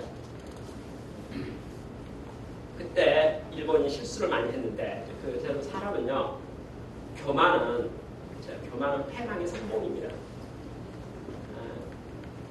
미국이 뭐라고 제안했냐면요 금융시장을 개방하세요 이랬어요. 금융시장을 개방하세요. 거기에 대해서 일본은 예? 했어요. 그렇죠? 노라고 말해서 일본이니까 이제 일본이 미국이 껍데기로 보이는 거예요. 그렇죠? 자동차도 더 잘 만들고 카세트 테이프도 더 잘 만들고 비디오도 더 잘 만들고 그러니까 미국한테 뚫릴 게 없는 거예요. 근데 미국이 조이들 뭐라면 금융시장도 개방해 주세요 그랬어요. 일본이 예? 개방할게요. 상호 개방합시다. 좋습니다. 그래가지고요. 1989년에 그 많은 돈을 가지고 그 많은 무역자를 낸 걸 가지고 국제화라고 해요. 엔화의 국제화. 기세가 좋아가지고 미국을 점령하기 시작했습니다. 미국의 맨하탄에 있는 부동산의 3분의 1을 일본 사람이 다 사버렸어요. 록펠러 재단, 록펠러 빌딩 투자했고 미국의 상징자이고 그렇죠. 영화사 중에 미국을 대표하는 영화사들 있잖아요. 막 사버렸어요. 왜? 기세가 좋으니까. 그거 갖고 금융이 자유화돼 버렸잖아요. 이제 금융으로 봐서는 자본 자유화 봐서는 미국이나 일본이 나오면 한 나라다 그 말이에요. 경제로 봐서는 게 국경 이제 나라 봐서는 국경도 있고 딱딱 경계선이 있지만 금융으로 봐서는 자본이 있어요. 금융에 있어서는 한 나라가 이거예요. 자유화가 이거예요. 그래서 그러니까 미국 돈 일본으로 와서도 마음대로 쓸 수가 있고 마음대로 돌아다닐 수가 있고 일본 돈이 미국 가서 마음대로 돌아다닐 수 있다 이거예요. 그러니 일본에서는 기세가 좋아지고 미국 땅인데 일본 땅이 돼버린 거예요. 그렇죠? 그때 일본이 했던 전략적 실수가 뭐냐면요. 실질적으로 그렇게 말했던 유동성과 현금과 돈과 이익을 뭘 말하는 무역자가 어디로 들어갔어야지 매우 정상적인 신규 부가가치를 창출할 수 있는 투자처로 갔어야 되는 거예요. 재생산이 될 수 있도록. 무슨 말이냐 신기술이든지 신공장이든지 신제품이든지 부가치의 원천을 창출하는 곳으로 돈이 들어가면 그게 새로운 미래의 쌀이 될 수가 있죠. 그렇죠? 그런데 기분이 너무 좋아가지고 어디다 투자했냐면요. 그 많은 무역자의 금액의 사실상 100%를 주식과 부동산에 투자했어요. 주식과 부동산은요. 땅 가격이라고 하는 것은 어떻게 됩니까? 그냥 존재하는 거예요. 그게 부가치 평가를 쓰는 건 아니에요. 주식도 오르고 내리고 하는 거. 주식도 기업을 평가하는 것이지 그 자체가 주식이 부가가치를 창출하진 않아요. 그렇죠? 부가가치 창출하고 산업재 들어가야죠. 산업재. 1989년도 그 많았던 돈의 거의 자금이 사실상 100%가 주식을 통해서 M&A 하는 거 있잖아요. 주식 사는 거. 그리고 부동산 사는 거. 미국에 가가지고 자본자가 됐으니까, 금융자가 됐으니까 땅 사는 거에 다 들어갔어요. 여러분, 눈에 보이는 땅과 주식은 살 수가 있는데, 여러분, 금융설계라는 용어 있잖아요. 금융공학이라는 용어 있잖아요. 저와 여러분, 요즘에 공부 많이 해서 알고 있는, 요즘이 잘 알고 있는, 옛날에 몰랐던 단어. 파생상품이라는 단어. 그리고 또 약간 우리가 아직도 잘 모르는 단어. 선물 가격, 선물, 뭐 이런 거. 쉽게 말해서, 앞으로 미래 시점 있잖아요. 미래 시점이 어찌 될 거로 계산하고 거래를 미리 하는 거예요. 땡겨서 하는 거예요. 선물, 미리 선. 미리 잡는 거예요. 마치 우리 저가 전에 제가 뭐 어떤 물건이 필요하면 저 시골에 가가지고 밭대기로 미리 사놓는 거예요. 봄에 가격 정해가지고 내가 연말 가면 추수 때 되면 내가 전체 생산량 얼마 쳐주겠다. 평당 얼마 쳐주겠다. 몇 팽이니까 얼마 200만 원 줄게. 그거 다 내 거. 그렇지? 그렇죠? 근데 그때 시대 가가지고 가격이 폭락할 수도 있고 올라갈 수도 있잖아요. 그렇죠? 올라가도 그 이제 받는 사람이 안정성이 있네. 그런 게 뭐야? 선물이다 이거예요. 주식과 부동산 선물이 있겠죠. 특히 주식에. 기업의 가치라고 움직이잖아요. 그렇죠? 미국이요. 선물이랄지 금융 쪽에 대해서는 세계적으로 가장 전문 지식이 있어요. 그래서 사실은 달러화가 파운드를 꼼짝 못하겠던 어찌보면 월스트리트가 런던을 꼼짝 못하겠던 게 금융 지식이었거든요. 환율이라는 예측성 같은 거 있잖아요. 분석력 있잖아요. 그게 미국이 아직까지는 그때도 그렇고 지금까지도 세계 월드베스트 넘버1이에요. 아직까지. 그래서 그 넘버1 실력으로 영국의 파우더와 런던을 꽉 꼼짝 못해갖고 월스트리트 세계의 강자로 있는 그 금융 전문가들이 일본에 들어왔어요. 그래서 게임을 해요. 그리고 한 수 약간 쉬운 거 기초학습 가르쳐줘요. 선물이란 무엇인가? 파생상표란 무엇인가? 연수 문제 풀어요. 그리고 일본 땅에서 파생과 선물에 대해서 프로가 아마추어와 함께 일본의 자본을 손을 대요. 그때 나온 단어가 뭐합니까? 뭐 헤지펀드 이런 용어. 여러분, 쉽게 말해서 펀드 하는데 미국 사람들은 경험이 많아가지고 상대적으로 그 분야 전문가가 돼가지고 예측을 좀 해보니까 어떻게 됩니까? 주식이라는 것과 부동산이라는 것은 그 제값이라는 게 있잖아요. 그러면 이제 올라가면 몇 배가 평가되면 거품이라고 버블이라고 하잖아요. 근데 이게 버블이 끝없이 갈 수는 없잖아요. 그렇죠? 어느 순간 되면은 임계점이 더 나오면 떨어지지 않겠어요? 제자 차이가 되지 않겠어요? 그렇죠? 그러니까 지금 현재 이미 과열이에요. 현재. 아까 말한 부동산이 이제 막 사기 바쁘니까 무조건 사니까 올라가는 거죠. 그러니까 정상적 가격은 이게 얼마짜리 10억짜리다 이거예요. 근데 15억에도 사고 또 사는 사람이 있으면 20억도 올라가서 10억짜리 땅이라고 말할 수 있는 그 가격이 20억, 30억부터 계속 막 올라가요. 그래서 미국의 금융 전문가들은 지금 뭘 보고 있습니까? 이게 어느 순간 되면 꼭대기 이제 상투 잡는다, 꼭대기 튄다는 것을 미국의 전문가는 100% 다 예견하고 있어요. 다만 그 타이밍이 어느 쯤일까? 그리고 그것이 가까워졌다는 걸 계속 보고 있는 거예요. 그렇죠? 그런데 바로 아마추어 일본 금융 전문가는 뭐라고 포캐스팅 해버리냐면 계속 올라갈 거로. 그 차이에요. 자, 두 사람이 미래를 예측하는데 한 사람은 이제 끝이 다 왔습니다. 앞으로 이거 내려갈 겁니다라고 예측하는 어떤 사람과 한 사람은 이제 올라가기 시작한 초반입니다. 힘차게 노라고 말할 수 있는 전 세계를 향해서 집중할 겁니다. 미국 땅 다 우리가 다 사버릴 겁니다. 이런 기세로 그렇죠? 올라오고 있는 포캐스팅에 있어서 일본 사람은 계속 잘 될 거라는 예측 전문가들. 그리고 미국 사람들은 이제 끝은 곧 온다. 언제인지 모르겠지만 곧 온다. 그렇죠? 라고 하는 그 타이밍하고 그 견해 차이가 금융 전문가 사이에 생긴 거예요. 그 디데이가 어느 때인 줄 아세요? 1989년 12월이었어요. 1989년 12월이 딱 됐을 때 미국의 모든 금융 전문가들은 입을 딱 다물었어요. 왔다. 상투다. 그렇죠? 그렇게 결론을 냈어요. 상투. 그리고 상투다고 결론을 내고, 그렇죠? 그리고 거기에 대해서 준비를 했어요. 준비했다는 거죠. 이제 팔려고 생각하는 거죠. 가지고 있는 모든 것을 무조건 파는 거죠. 근데 이제 거래라고 하는 것은 이제 서로 합의가 돼서 거래되는 거잖아요. 근데 일본의 전문가는 어떻게 말합니까? 2배를 더 주고라도 살려고 하고요. 미국의 전문가는 반가게라도 팔려고 하고 분위기상으로. 폭락할 거니까 이제 가지고 있으면 휴지가 되잖아요. 폭락하면 판 처분해야 되지 않겠어요? 근데 살라는 사람이 2배 더 주고 사겠다고 그러네요. 그러니까 얼마나 기분 좋겠어요. 그래서 어때요? 1989년 있잖아요. 1989년 12월 달에 미국의 금융 전문가들이 그동안 투자해서 5년 동안 프라자 합의 이후 있잖아요. 1985년부터 1989년 4, 5년 동안 5년 동안 만 5년 동안 계속적으로 금융 자유화를 통해서 들어왔던 일본에 들어왔던 모든 돈을 어떻게 했습니까? 선물 처리했어요. 미래 상승, 미래 거래를 했어요. 어떻게 거래했을까요? 일본 사람 물어보니까 기분이 너무 좋아가지고 2배 오를 것 같다고 예측한 사람이 그 가격으로 그러면 미래 그 가격으로 사는 거야? 그렇죠? 계약서 다 썼어요. 다 팔았어요. 가지고 있는 모든 걸 미래 그 가격으로 넘겨주기로. 그렇죠? 현재 가지고 있는 모든 자산을 그 가격으로 넘겨주기로 2배 가격 더 쳐서 넘겨주고 왜? 막 살락하니까. 그렇죠? 계약을 했습니다. 그리고 나서 1990년 1월 2일부터 주가는 떨어지기 시작하고 부동산은 떨어지기 시작해서 1993년에 일단 반토막이 나고요. 계속 반토막 나가지고 드디어 1909년부터 주가와 부동산이 버블이 꺼졌어요. 일본. 자, 그게 주식과 부동산의 일본의 경쟁 침체.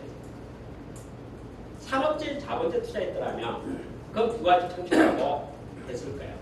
근데 사실 부동산이든가 주식이라는 그 자체가 부가가치성은 없거든요. 근데 그것은 또 아까 말한 선물이라는 거, 파생이라는 것은 아마추어 프로가 경쟁하면 아마추어 프로를 절대 못 이기죠. 그래서 여러분 1993년과 1995년에 일본이 어떤 일이 생긴 줄 아세요? 왜 나라가 망하는지 모르고 나라가 망하는 거예요. 왜 나라가 망하고 나라가 망해요?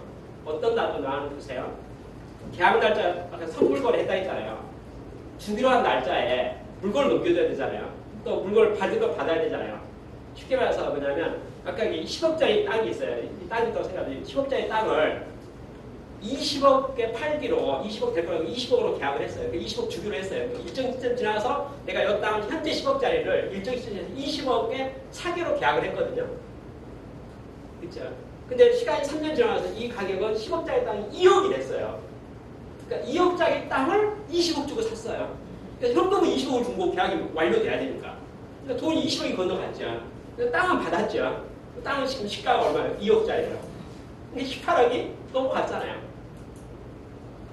그렇게 지난 1950년, 60년 쌓았던 국가의 국부 있잖아요. 국부의 거의 100%를 미국의 금융 전문가한테 100% 상담하고 말았어요. 자, 줄 돈이 없으니까 어떻게 되냐면 이제 줘야 되잖아요. 그러니까 쉽게 말해서 아까 이제 계산법 그런 거예요. 줄 돈이 없으니까 어떻게 되냐면 미국에 그동안 사놨던 부동산 있잖아요. 팔아서 줘야 되는데 팔려고 보니까 안 팔려요. 그러면 이게 참 재미가 없죠. 살 때는 비싸게 샀잖아요. 뭐라고 해야지? 맨하탄의 3분의 1을 일본 사람이 다 사놨는데 그 맨하탄에 땅을 사고 빌딩을 샀던 모든 일본 사람이 돈에 물려가지고 물어낼 돈이 많아서 돈을 줘야 되는데 그거 팔려고 보니까 제가 못 받죠. 그렇잖아요. 그래서 팔면서 손해, 물어내서 손해 그리고 다 물어냈어요. 그래서 그동안에 아까 얻어왔던 그 모든 것들 있잖아요. 그걸 다 반납했어요. 그런데 여러분 미국 일본 사람이 얼마나 어리석었는지 1995년도에 엔화의 가치 상승을 얼마까지 끌어올려줬냐면요. 1970년 이전까지는 고정환율로 1달러에 360엔이었어요. 그리고 프라자 합의하고 뭐 등등 할 때 숫자가 10% 20% 좋아져가지고 306달러 이런 식으로 1달러가 306엔 그렇죠? 그것을 1995년에 89엔까지 올라갔어요. 89엔은요, 360엔과 89엔 90엔 잡고요. 4구 30니까 4분의 4배 올린 거예요. 4배요. 이 30년의 짧은 시간 동안에 그 나라의 국가의 돈의 가치를 4배 올린다는 것은 그건 정상이 아니죠. 여러분, 환율이라고 하는 것은요, 그 물건 상품 거래 있잖아요. 거래라고 하는 것은 하다 보면 오를 수고 내릴 수 있게 돼요. 변동폭이 있을 수 있잖아요. 그렇지만 상당히 한 세기 만에요. 한 세기, 30년도 안 된 세기 가운데 그 나라의 돈의 가치를 4배를 지속적으로 상승한다고 그 나라를 견딜 수 있겠어요. 그래서 드디어 아까 말한 처음에 1985년, 89년까지 그 이렇게 막 프라하 합의를 했음에도 불구하고, 그렇죠? 했음에도 불구하고 좋아하고 있던 그 현상이 1989년, 90년에 꺾이기 시작하다가 이제 드디어 이제 아닌 거예요. 왜? 가격이 너무 비싸니까. 거기다가 엔고가 몇 배까지 올라가고 4배까지 올라가고 치솟아요. 그렇죠? 그래서 어떻게 돼요? 절단당하고 말았습니다. 여러분, 일본의 맨 마지막에 패망의 가장 실책의 맨 마지막 작품이 뭐냐면요. 1997년 대한민국 국가 부도 위기 왔죠. IMF 왔잖아요. 그때 우리나라가 IMF가 아니라 동남아시아의 모든 국가가 다 IMF 왔어요. 그렇죠? 그래서 우리나라 돈을 가입해서 동남아의 모든 국가 화폐가 땅에 추락했어요. 절하가 됐어요. 그럴 때 그래도 여러분 그 1987년이 바로 어느 해인 줄 아세요? 일본으로 봐서 1985년 프라하 합의 후에 1989년 가장 파워가 좋을 때예요. 힘 좋을 때예요. 그 일본이 뭘 했어야 되냐면 동남아시아를 위해서 뭐하면 약간의 보증인 역할을 좀 해주든지, 그렇잖아요. 약간의 좀 이렇게 보호막 역할을 해주든지 그걸 해야 돼요. 그래서 쉽게 해서 일본 돈이 한국과 동남아시아에 마치 말하면 안정 버팀목 역할을 할 수 있도록 밸런스면은 일본이 동남아시아, 동북아시아에 기여도가 있었을 거예요. 근데 그때요, 일본이 장사 속에 자기들 것 돈 다 빼가 버렸어요. 동남아시아, 베트남, 말레이시아, 동남아시아, 한국을 비롯해서 일본도 다 빼갔어요. 자기의 국익을 극대화시키기 위해서. 그리고 국가적으로 동남아시아, 동북아에서 환율 문제 때문에 일본은 가만히 있으면 좋겠다. 고정 있잖아요. 가만히 있으면 움직이지 않았으면 좋겠다는 것에 대해서 누구 말을 들었냐면 서구 금융 월스트리트 말하는 금융 전문가들의 목소리들 있잖아요. 그 목소리를 일본이 그대로 편성해가지고 같이 침략군을 내줬어요. 그래서 1989년 이후, 1997년, 8년 있잖아요.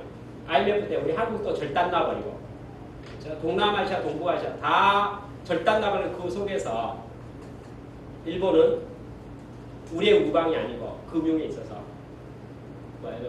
우리를 공격해서 적군의 진영에서 공격을 했어요.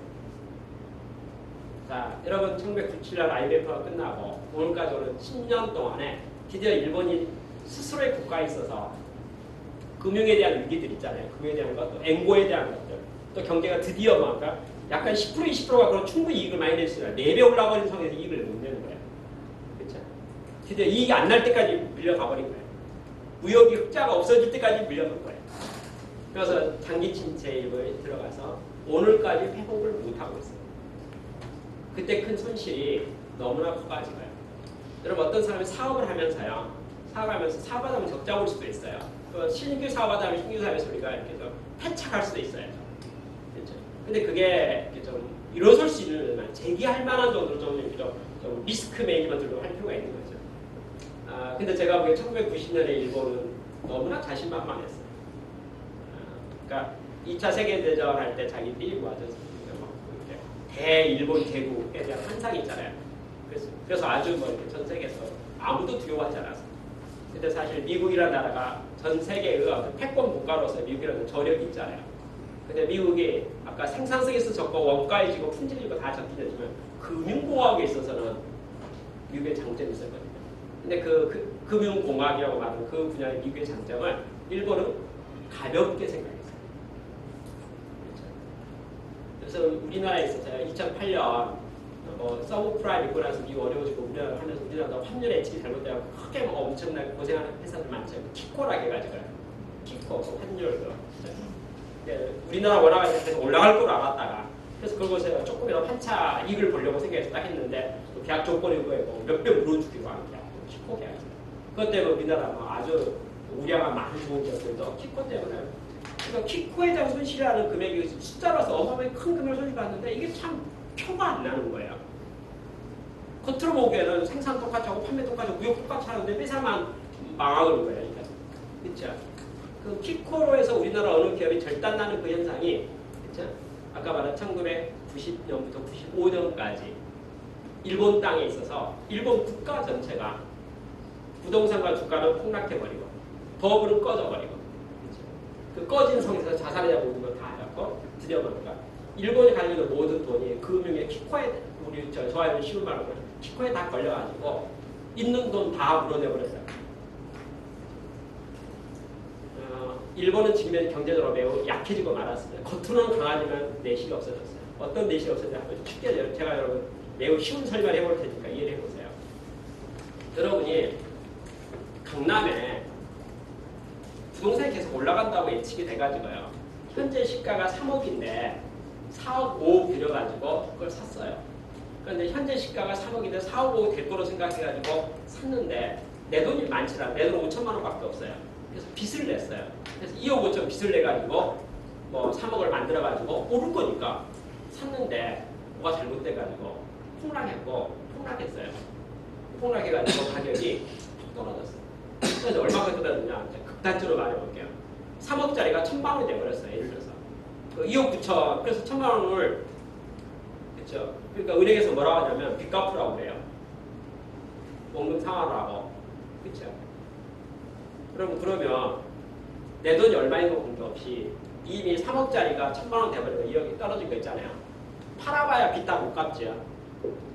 그럼 내 돈은 어디 갔어요? 그 내가 부동산 3억짜리 거래하기 전에는 내 돈이 그래도 5천만 원이나 1억이나 얼마 있을 수가 있잖아요. 근데 시간 지나서 내가 빚쟁이가 되는 순간 내가 갖고 있는 자산 있잖아요. 빚만 남게 된 거 아니겠어요? 그게 지금 오늘의 일본이에요. 지난 한 세기 동안에 얻어왔던 국부를 전부 우리 말하는 금융공학, 키코, 선물 투자를 하고 미국의 금융 전문가 다 100% 상담해버리고 빚더미에 국가부채 했어요. 대신 어떻게 합니까? 경쟁력 있고 산업도 있고 등등하니까 돌아가서 열심히 돈 벌어갖고 이자 돈 갖고 있고 빚 갖고 있는 중이에요. 근데 빚이 너무 많으니까 빚 갖고 있는 중이니까 빚을 다 못 갖고 있으니까 경제가 회복되지 않죠. 그러한 엔화가 국제적으로 파워를 얻을 수 있을까요? 안 되죠. 그래서 엔화가 국제사회에 1990년 있잖아요. 1985년 일본이 경제력이 좋아질 때 엔화의 강세가 엔화의 힘이 영향력이 있다가 드디어 뭐합니까? 안 되게 국가가 경제가 팍팍 나니까 그에 따라서 엔화도 약해져 버리고 그리고 또 좀 스케일이 좀 커가지고 그 이웃집들 힘들 때 좀 맡은 역할 좀 해주고 옛날에 잘못한 것도 있고 하니까 좀 앞으로 내가 잘할게 이렇게 좀 해주면 서로 그래도 우리가 남입니까 하면서도 이렇게 좀 동북아 공영도 되고 이렇게 좀 하면 좀 볼 건데 치사하게 자기만 계속 자기 미국식으로 가겠다고 우리하고 아니라고 그러고 나면 이제 지금은 뭐 안 도와주 지금 뭐 어떨 거야. 그때도 옛날 우리 마음 안 풀려있대. 그죠? 그래서 엔화가 없겠습니다. 몰락이 됐습니다. 몰락이 되면 아직까지 힘이 없고 앞으로 행복할 수 있을 것인가에 대해서 많은 사람들이 부정적으로 생각합니다. 저력이 있기도 일정 부분은 잘할 수 있어요. 저력이 있기 때문에. 그렇지만은 아까 말 국제사회에서 리더가 된다는 거 있잖아요. 통화적이면 리더가 된다는 것은 뭐 불가능한 거 아닌가. 불가능한 좀 심한 말이지만 이미 기회가 몇 번 있어서 그렇게 놓쳐버리고 말았다. 너무 아쉽다. 뭐 그런 이야기를 했습니다. 자, 재미난 이야기 하겠습니다. 미국의 달러가 너무 강세가 되니까 유럽이 연합전선을 만들었습니다. 그 연합전선에 선구자가 있었어요. 그분의 이름은 로버트 맨델이라는 사람이에요. 그러면 1955년도 이렇게 말했습니다. 유럽이라는 나라는 다 땅이 붙어있으니까 유럽 대륙 있잖아요. 우리가 좀 같이 삽시다. 유럽 공동체를 만들자는 거예요. 그리고 단일 통화를 만들자는 거예요. 쉽게 해서 조그만 나라 10개 해봐야 이거 뭐 달러가 어떻게 이겼나 이거야. 그렇게 하지 말고 대동단결해가지고 경제에 있어서는 국경이 없는 거 아니냐. 경제 공동체를 만들자. 그리고 우리가 단일 화폐를 만들자. 그걸 가지고 전 세계 우리가 여행을 행사하자고 단일화폐를 만들면 환율도 고정되니까 서로 이렇게 같이 더불어 성장할 수 있는 거 아닙니까? 경제 공동체를 만드는 것이 바람직하다. 각 나라마다의 힘갖고는 안 된다. 우리가 그렇게 하자라고 로버트 맨델이라는 사람이 제안하는 거예요. 1955년도에 옛날 이야기예요. 근데 그 말에 대해서 모든 분들이 유럽에 있는 모든 국가에서 총론 찬성, 강론 반대였어요. 총론은 다 이해가 돼요. 그래야 될 것 같아요. 근데 우리 딱 상황을 보니까 독일 같은 마르크화를 버리고 싶지 않아요. 역사가 좋더니 마르크화를 없앤다는 것이 뭐라고 말하면 독일 입장에서 마르크화로 다 하자 이렇게 말하는 거예요. 그럼 프랑스 사람이 그 말 좋아하겠어요? 싫어하죠. 그러니까 유럽 공동 경제동맹 만들자 찬성, 그렇죠? 단일화폐 만들자 찬성. 어떻게 만들까? 거기서부터는 이제 각 나라마다 그 입장이 다르고 모양이 좀 달라요. 그렇죠? 그러다가 드디어 1957년에 총론 합의했어요. 이게 로마 협약이에요. 총론 합의. 그래도 방법을 찾아서 가긴 가자. 이게 총론 합의예요. 그래서 드디어 세월이 참 많이 지나고 1991년 12월이 어떤 때냐면요. 1985년 프라하 합의가 딱 있어가지고 마르크를 공격하기 시작하고 에너를 공격하는 것을 보고 독일이 목소리를 낮췄어요. 유럽의 대표하는 나라가요. 독일과 프랑스거든요. 근데 아까 제가 이렇게 말했잖아요. 독일의 기세가 좋아졌다 했잖아요. 기세가 좋아졌어요. 기세가 좋아져서 딱 했는데 미국과 전 세계 강대국이 다 보면서 혼합으로 나라가 두 나라거든요. 일본과 독일이거든요. 그래서 마르크 N 혼내주겠다 그 말이거든요. 그게 프라하 합의예요. 그러니까 독일 사람이 딱 생각해보니까 뛰어봐야 안 될 것 같아요. 그러니까 마르크 안 되겠어요.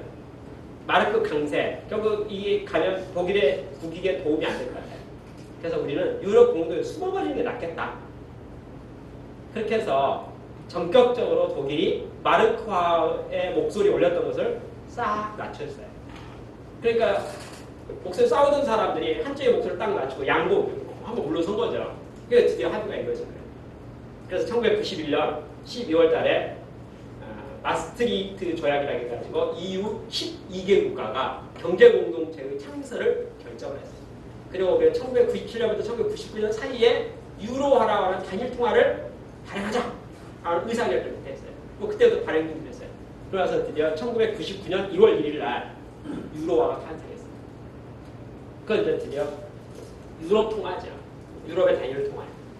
1999년 1월 1일 유로화 통화됐고. 그래서 EU 국가가 계속 늘었어요. 그때는 아까 12개 국가였는데 그 후에 16개 국가에 올라갔다가 올해 1월 1일 날 2011년 1월 또 하나 가입했고 지금 17개 국가예요.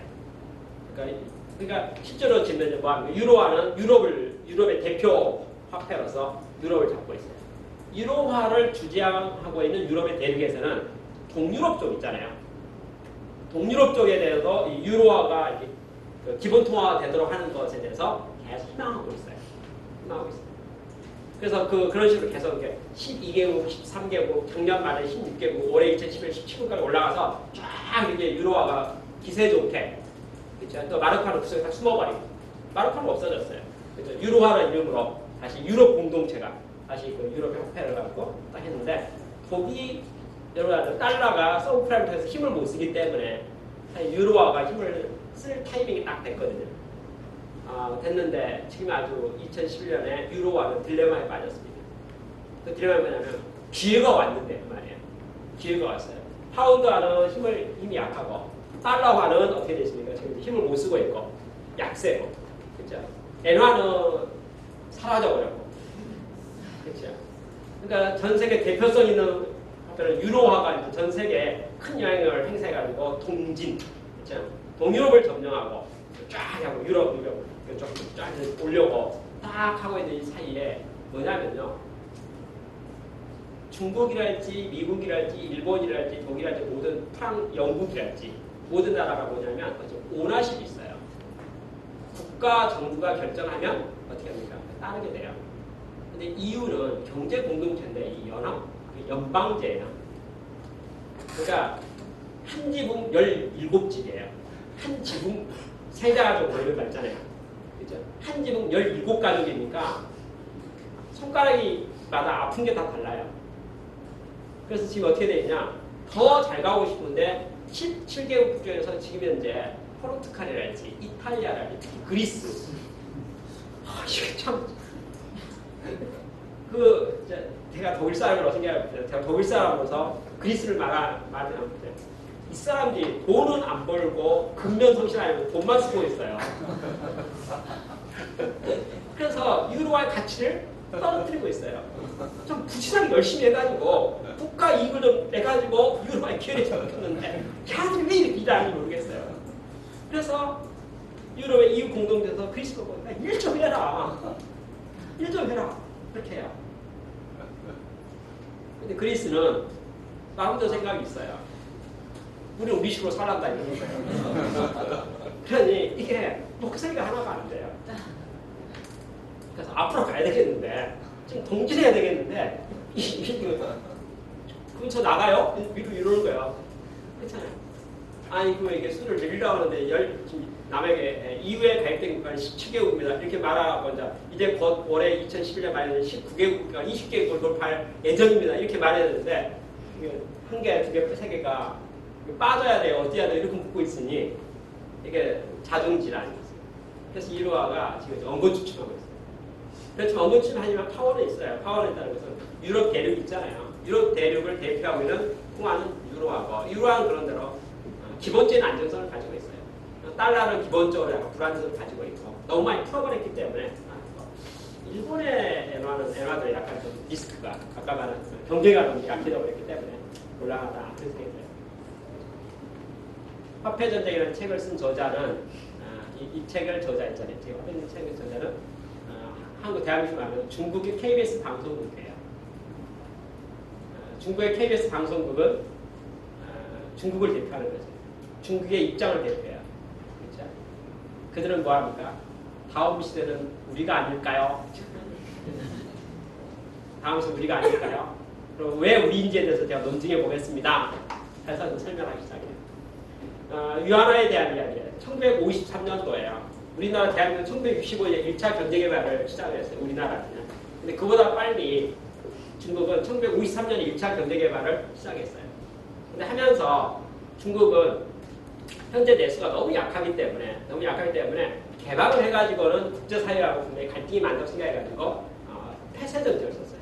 그리고 환율도 이중환율을 썼어요. 이중환율이 뭐냐면 외국과 거래할 때 물건을 사는 것에 대한 환율과 파는 것의 환율을 별도로 관리해요.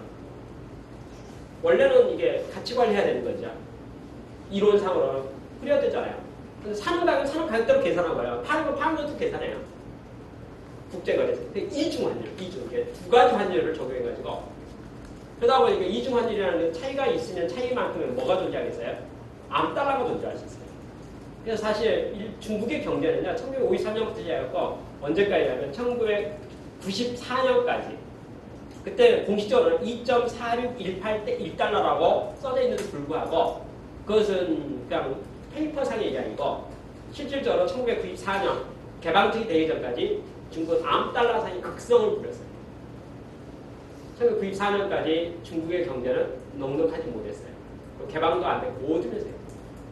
그런데 여러분 중국을 살린 위대한 인물이 나타났습니다. 누굽니까? 등소평이요. 등소평이 뭐랍니까? 흑묘백묘였어요.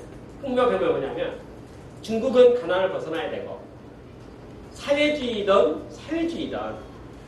무슨 계획경제든 아니면 자본주의든 시장은 있는 거고 시장을 위해서는 우리가 뭐합니까? 시장이 돌아야 되고 경제는 돌아야 된다.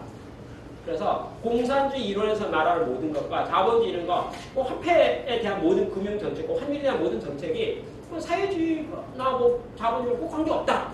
분리시켜버렸어요. 흑묘백묘. 따지지 말아요. 그리고 나라는 국부가 만들어져야 된다. 개방해라. 라고 지시했던 게 1994년이에요. 그러니까 1994년도에 흑묘백묘를 바탕으로 해가지고 중국 경제가 됩니까? 전 세계에 문호를 열었어요. 물론 자기들 동해안 지역을 중심으로 시범을 열었죠. 여러분 그때 정말 놀라운 일이 생겼습니다. 전 세계에 있는 화교들 있잖아요. 그 이스라엘 민족이요. 1945년에 이스라엘 나라가 독립되니까 시오니즘 그래가지고 다 예루살렘으로 모였던 것 똑같이요. 1994년에 중국이 개방을 선언하자마자 전 세계에 있는 중국 화교가 모든 돈을 본국으로 송금했어요. 모든 돈을 본국에 걸어서 투자하기 시작했어요. 전 세계에 있는 중국계 화교들이요, 자기 민족의 애국심이 있어가지고 유산을 넘기기 시작했어요. 공장 짓기 시작했어요. 개방적 했으니까 중국은 열려있는 거예요. 중국 열려있으니까 전 세계 어느 누구도, 한국을 비해서 전 세계 모든 투자 모든 사람들도 조심해요. 개방은 됐지만은 믿을 수가 없어요. 들어가지 못하겠어요. 다 망설이는데, 대만에 있는 모든 자본들, 홍콩에 있는 모든 자본들, 말레이시아에 있는 화교들과 전 세계 모든 화교들이 자기는 전 재산 있잖아요. 중국 본토에 투자를 합니다. 1994년부터 화교 자본의 큰 힘으로서 중국의 경제가 계획적으로 성장하기 시작했어요. 돈이 들어오니까 돈으로 도로도 닦기 시작하고, 그렇죠? 화교의 파워가 너무 느꼈어요. 그 약효가 6년 갔어요. 2000년이 딱 되었을 때 있잖아요. 2000년이 딱 되었을 때 그 화교의 모든 돈 있잖아요. 국가는 더 성장 발전해야 되는데 화교 돈도 미천이 이제 끝나는 거예요. 그때 여러분 중국의 경제 지도자랄까 정치 지도자들이 대단한 결단을 했어요. 그게 뭔지 아세요? 2001년도 1월 1일 날 WTO 가입을 한 거예요. 국제금융사회에 우리도 동참하겠습니다. WTO 가입. 2001년도에 그래서 화교 자본이 들어와서 2000년까지 중국의 경제를 견인해 왔던 것에 동력이 떨어질 그 시점에 WTO 가입을 딱 하면서 드디어 중국 사람들 막 해가지고 대만 사람들 있잖아요. 홍콩 사람들 있잖아요. 전 세계에 있는 화교들이 와서 막 공장 짓고 도로 닦고 막 그 중국이 전 세계 공장 역할을 막 하잖아요. 막 돈 벌고 보니까 이제 검증이 됐으니까 드디어 뭡니까? WTO 가입과 동시에 전 세계의 모든 자본들이 중국으로 들어와서 2001년부터 지금까지 국제 투자에 말미암아서 지속적 성장을 합니다. 그래서 올해 2010년까지 중국은 매년 12% 정도, 10% 정도의 성장을 고도, 전 세계 유례 없는 그 큰 나라가 고도 성장을 지속을 해서 오늘까지 오고 있습니다. 여러분 그렇게 되고 나니까 드디어 뭐 하니까 그 중국 돈의 파워도 국력이 세지니까 파워도 세지잖아요. 그죠? 그래서 이제 중국과 거래되는 모든 나라의 대금 결제가 옛날에 분명히 100% 달러였거든요. 100% 달러. 이제는 뭐 사고 파는 게 있으니까 뭐 위에다 결제해야 될 거 아니야 라고 하면서 중국의 거래가 많아지는 모든 나라들이 중국과 거래에 있어서 무역 거래에 있어서 중국 돈으로 결제하자는 목소리가 나오기 시작한 거죠. 그렇잖아요. 그게 중국의 위안화 파워가 제일 세인 거죠. 이때 있잖아요. 1997년 서브프라임 IMF가 딱 왔잖아요. IMF, 서브프라임 2008년이고 IMF가 왔을 때 동남아시아에 있는 모든 나라들, 동북아의 모든 나라들, 아까 일본이 배신했다고 그랬잖아요. 그때 미국 정부에서 그 뭐죠? 위안화에 대해서 절하하라고, 그죠? 그렇게 요구했는데 중국이 다른 데서 노 그랬어요. 그 1997년에 이 동남아시아 또 동북아시아 이 전 국가 중에서 다 망할 거라고 우리나라도 국가 부도났어요. IMF 부도났는데 그 나라 중에서 끝까지 노했던 나라가 말레이시아하고 중국이에요. 국제금융의 그 리더들 있잖아요. 요구사항 있잖아요. 우리도 불복했어요. 국가 부도나 IMF 들어갔어요. 그렇죠? 못해요. 하고 탁 끊어버린 나라가 딱 두 나라인데 말레이시아하고 중국이. 근데 중국이 버텨줬어요. 버텨주고 그 다음에 2008년 서브프라임 딱 생겼잖아요. 생겨가지고 금융위기가 딱 와가지고 각 나라들도 막 어려워졌잖아요. 그 우리나라도 키코도 오고 막 그랬잖아요. 그때 통화 스와프라고 해가지고요. 우리가 할 거는 외환 보유고 있잖아요. 필요할 때 갖다 써라. 그리고 나중에 그만큼 채우면 될 거 아니냐. 그렇잖아요. 그 거래를 7개 국가에 해줬어요. 그 통화 스와프의 혜택권 가장 대표 나라 중에 하나가 대한민국이에요. 우리나라가 중국 돈에 있는 중국의 외환 보유고에 있는 그 금액 있잖아요. 뭐 중국 돈에 중국 정부가 갖고 있는 달러나 위안화를 가져온 적은 없어요. 그렇죠. 필요하면 가져올 수 있도록 약정을 해줬어요. 그렇죠? 필요하면 가져올 수 있다는데 그 금액이 엄청 가져올 수 있는 금액이 크잖아요. 그러니까 우리가 안정성이 생겨가지고 헤지펀드를 비롯해서 국가 금융에 대해서 리스크가 존재하는 것이 버팀목이 좀 있는 거예요. 그러니까 너 그럼 돈 없잖아. 지불능이 없잖아. 가져오면 되는데 빌려오면 조금 원하는 대로 갖다 쓸 수 있는데 나중에 돈으로 갚아놓으면 그만큼 엑스 채워놓으면 되는데. 그렇죠. 요새 중국 사람들이 드디어 금융에 있어서 좀 맏형 노릇을 좀 해요. 특히 이게 동남아시아와 그래서 요새 이제 드디어 뭐 합니까? 사실은 달러 가치가 아직까지도 힘을 쓰고 있는 것 중에 하나가 오일자금이라 해가지고요. 산유국 있잖아요. 그런 모든 게 결제가 100% 달러로 이루어지고 있거든요. 근데 서서히 지금 이제 목소리가 중국 돈도 커지고 유로화도 커지니까 달러로 결제되는 모든 것들을 이제 일정 부분은 유로로, 일정 부분은 유안화로, 중국 돈으로 바꿔야 될 것이 아닌가, 뭐 등등에 대한 이야기들이 나오고 있습니다. 그래서 현재 전망은 일단 그 중국 정부 입장에서는 다음과 같이 기분 좋은 말을 썼어요. 저희가 보기에는요, 2010년을 기점으로 해서 중국은 일본을 추월합니다. 2030년을 기점으로 해서 중국은 유럽 전체 국가를 추월합니다. 유로화를. 2050년을 기점으로 해서 미국을 추월할 거라고 저희는 생각합니다. 그렇게 중국 정부의 공식이게. 그래서 여러분 2010년에 어떤 일이 있었습니까?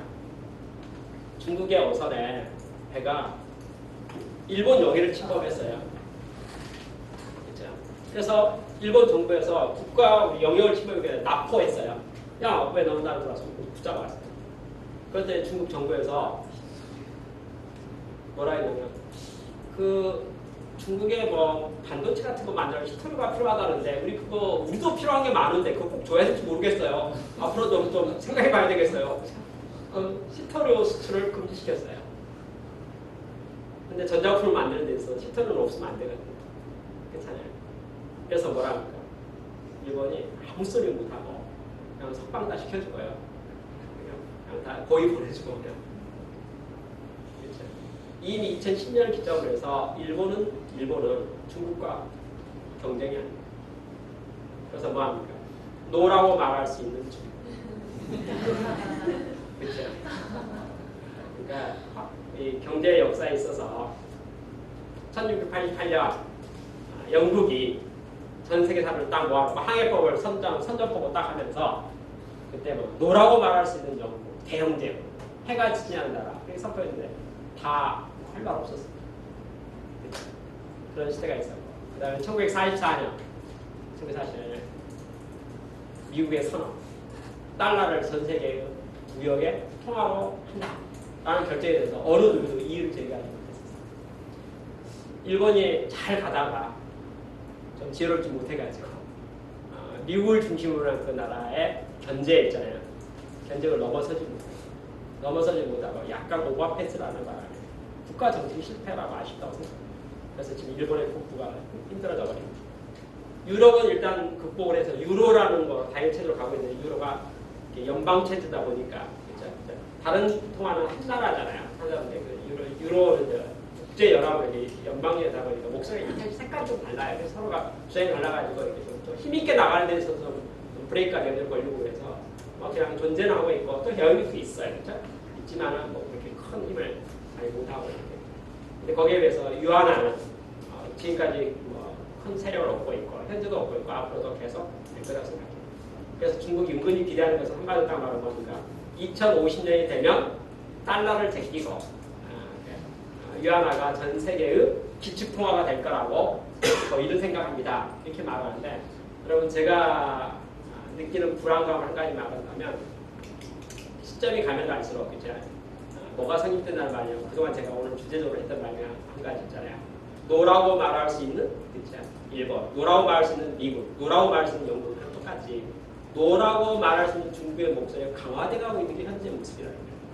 그러니까 결국은 어떻게 되냐면요. 2020년이든지 2025년이든지 이게 어느 때라도 통화 문제에서 국제적으로 협의를 이루어지게 된다면 중국 중심으로 갈 수밖에 없다는 것이 대세라는 거예요. 그러니까 유한화를 강조하지 않더라도 중국의 목소리 있잖아요. 그 목소리를 전 세계가 어떻게 합니까? 거부 못한다는 거예요. 회의를 하게 되면 중국 측에 중국 은행장이 있을 거 아니겠어요? 중국 대표가 제 생각에 이랬으면 좋겠습니다라고 중국 입장에서 한마디 딱 하면 전 세계적으로 그것을 거스려서 의사결정할 수 있는 것이다. 그렇죠? 라는 데 대해서 우리는 자신이 없어요. 우리 대한민국은요 경제에 있어서 중국과의 교역량이 넘버원이거든요. 수출과 수입에 있어서. 근데 제가 최근에 데이터 하나를 뽑아봤더니 국가 간의 교역량 있잖아요. 교역량에서 1등이 중국이거든요. 중국의 1등인데 2등부터 10등 있을 거잖아요. 2등부터 10등까지 다 더한 금액이 1등 중국의 반밖에 안 돼요. 여러분 잘 보세요. 우리 지금 이제 우리나라 경제 대국이에요.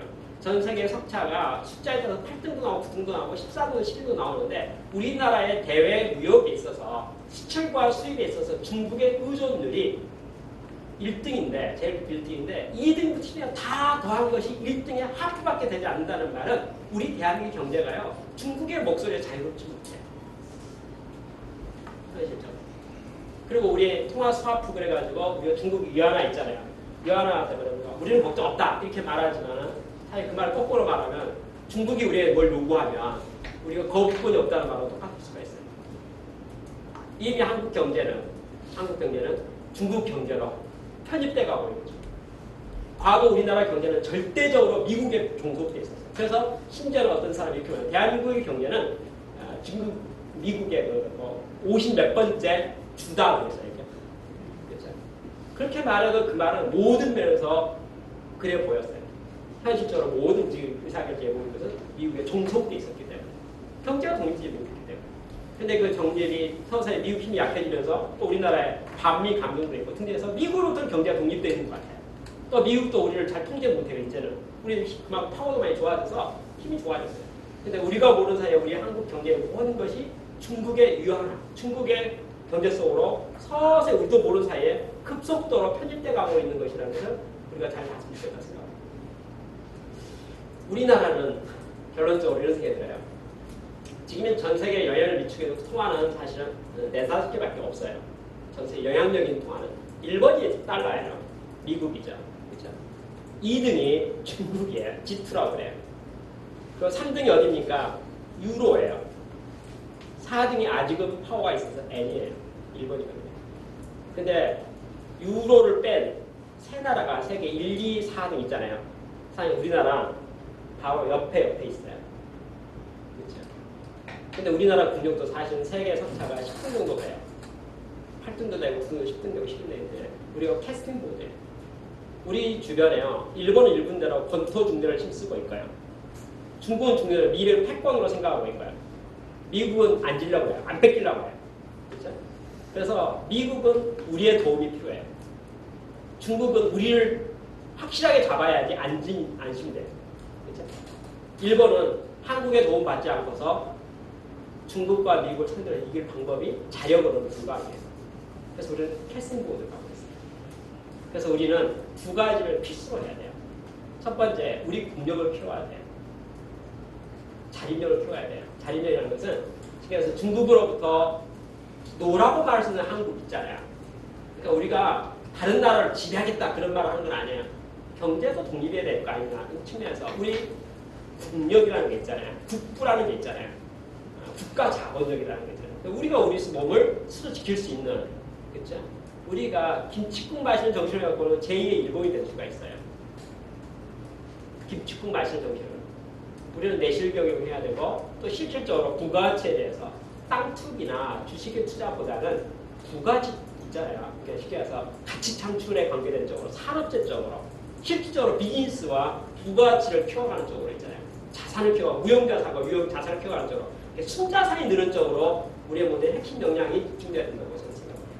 그래서 우리가 우리 몫을 가지고 쉽게 해서 우리가 명확하게 국력이 좋아지면 캐스팅 보드를 할 수 있어요. 전 세계는 한국말 들어야지 자기들 목소리가 달성되는 거냐. 그렇죠? 그게 캐스팅 보드죠. 두 번째 우리는 경제적으로 캐스팅 보드 역할을 바꿔서 말하면 뭐랄까 다들 호랑이 같아가지고 우리가 1대1로 싸워가지고 못 이길 것 같아요. 그렇지만 시기적으로 뭐하면까 호랑이 등에 타고 호랑이를 조정해가면서 앞서 뛰어가고 있는 지혜로운 지혜자가 한국의 정치가 되고 한국의 한민족의 어떤 미래가 돼야 될 것이 아닌가 그런 생각이에요.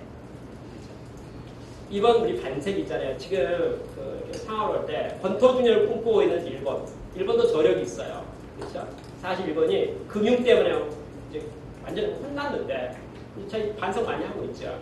그렇지만 저희 한번 성공했던 경험이 있기 때문에 저희도 대단히 많은 게 겨루고 있는 것들이 많이 있어요.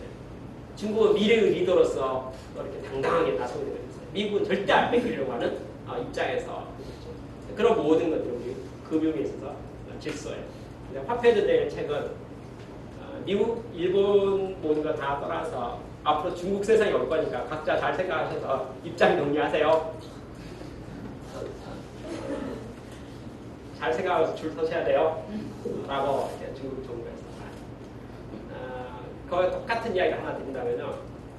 저는 중국을 자주 가고 있어요. 최근은 더 많이 가고 있어요. 저는 내일 중국 들어갈 거예요. 내일 또 중국 들어가서 7박 8일. 그러니까 제가 내일 6월 5일 날이죠. 6월 5일 중국 들어가지고 6월 12일까지 7박 8일 중국에 있어요. 그 전에 또 일주일간 중국에 있어요.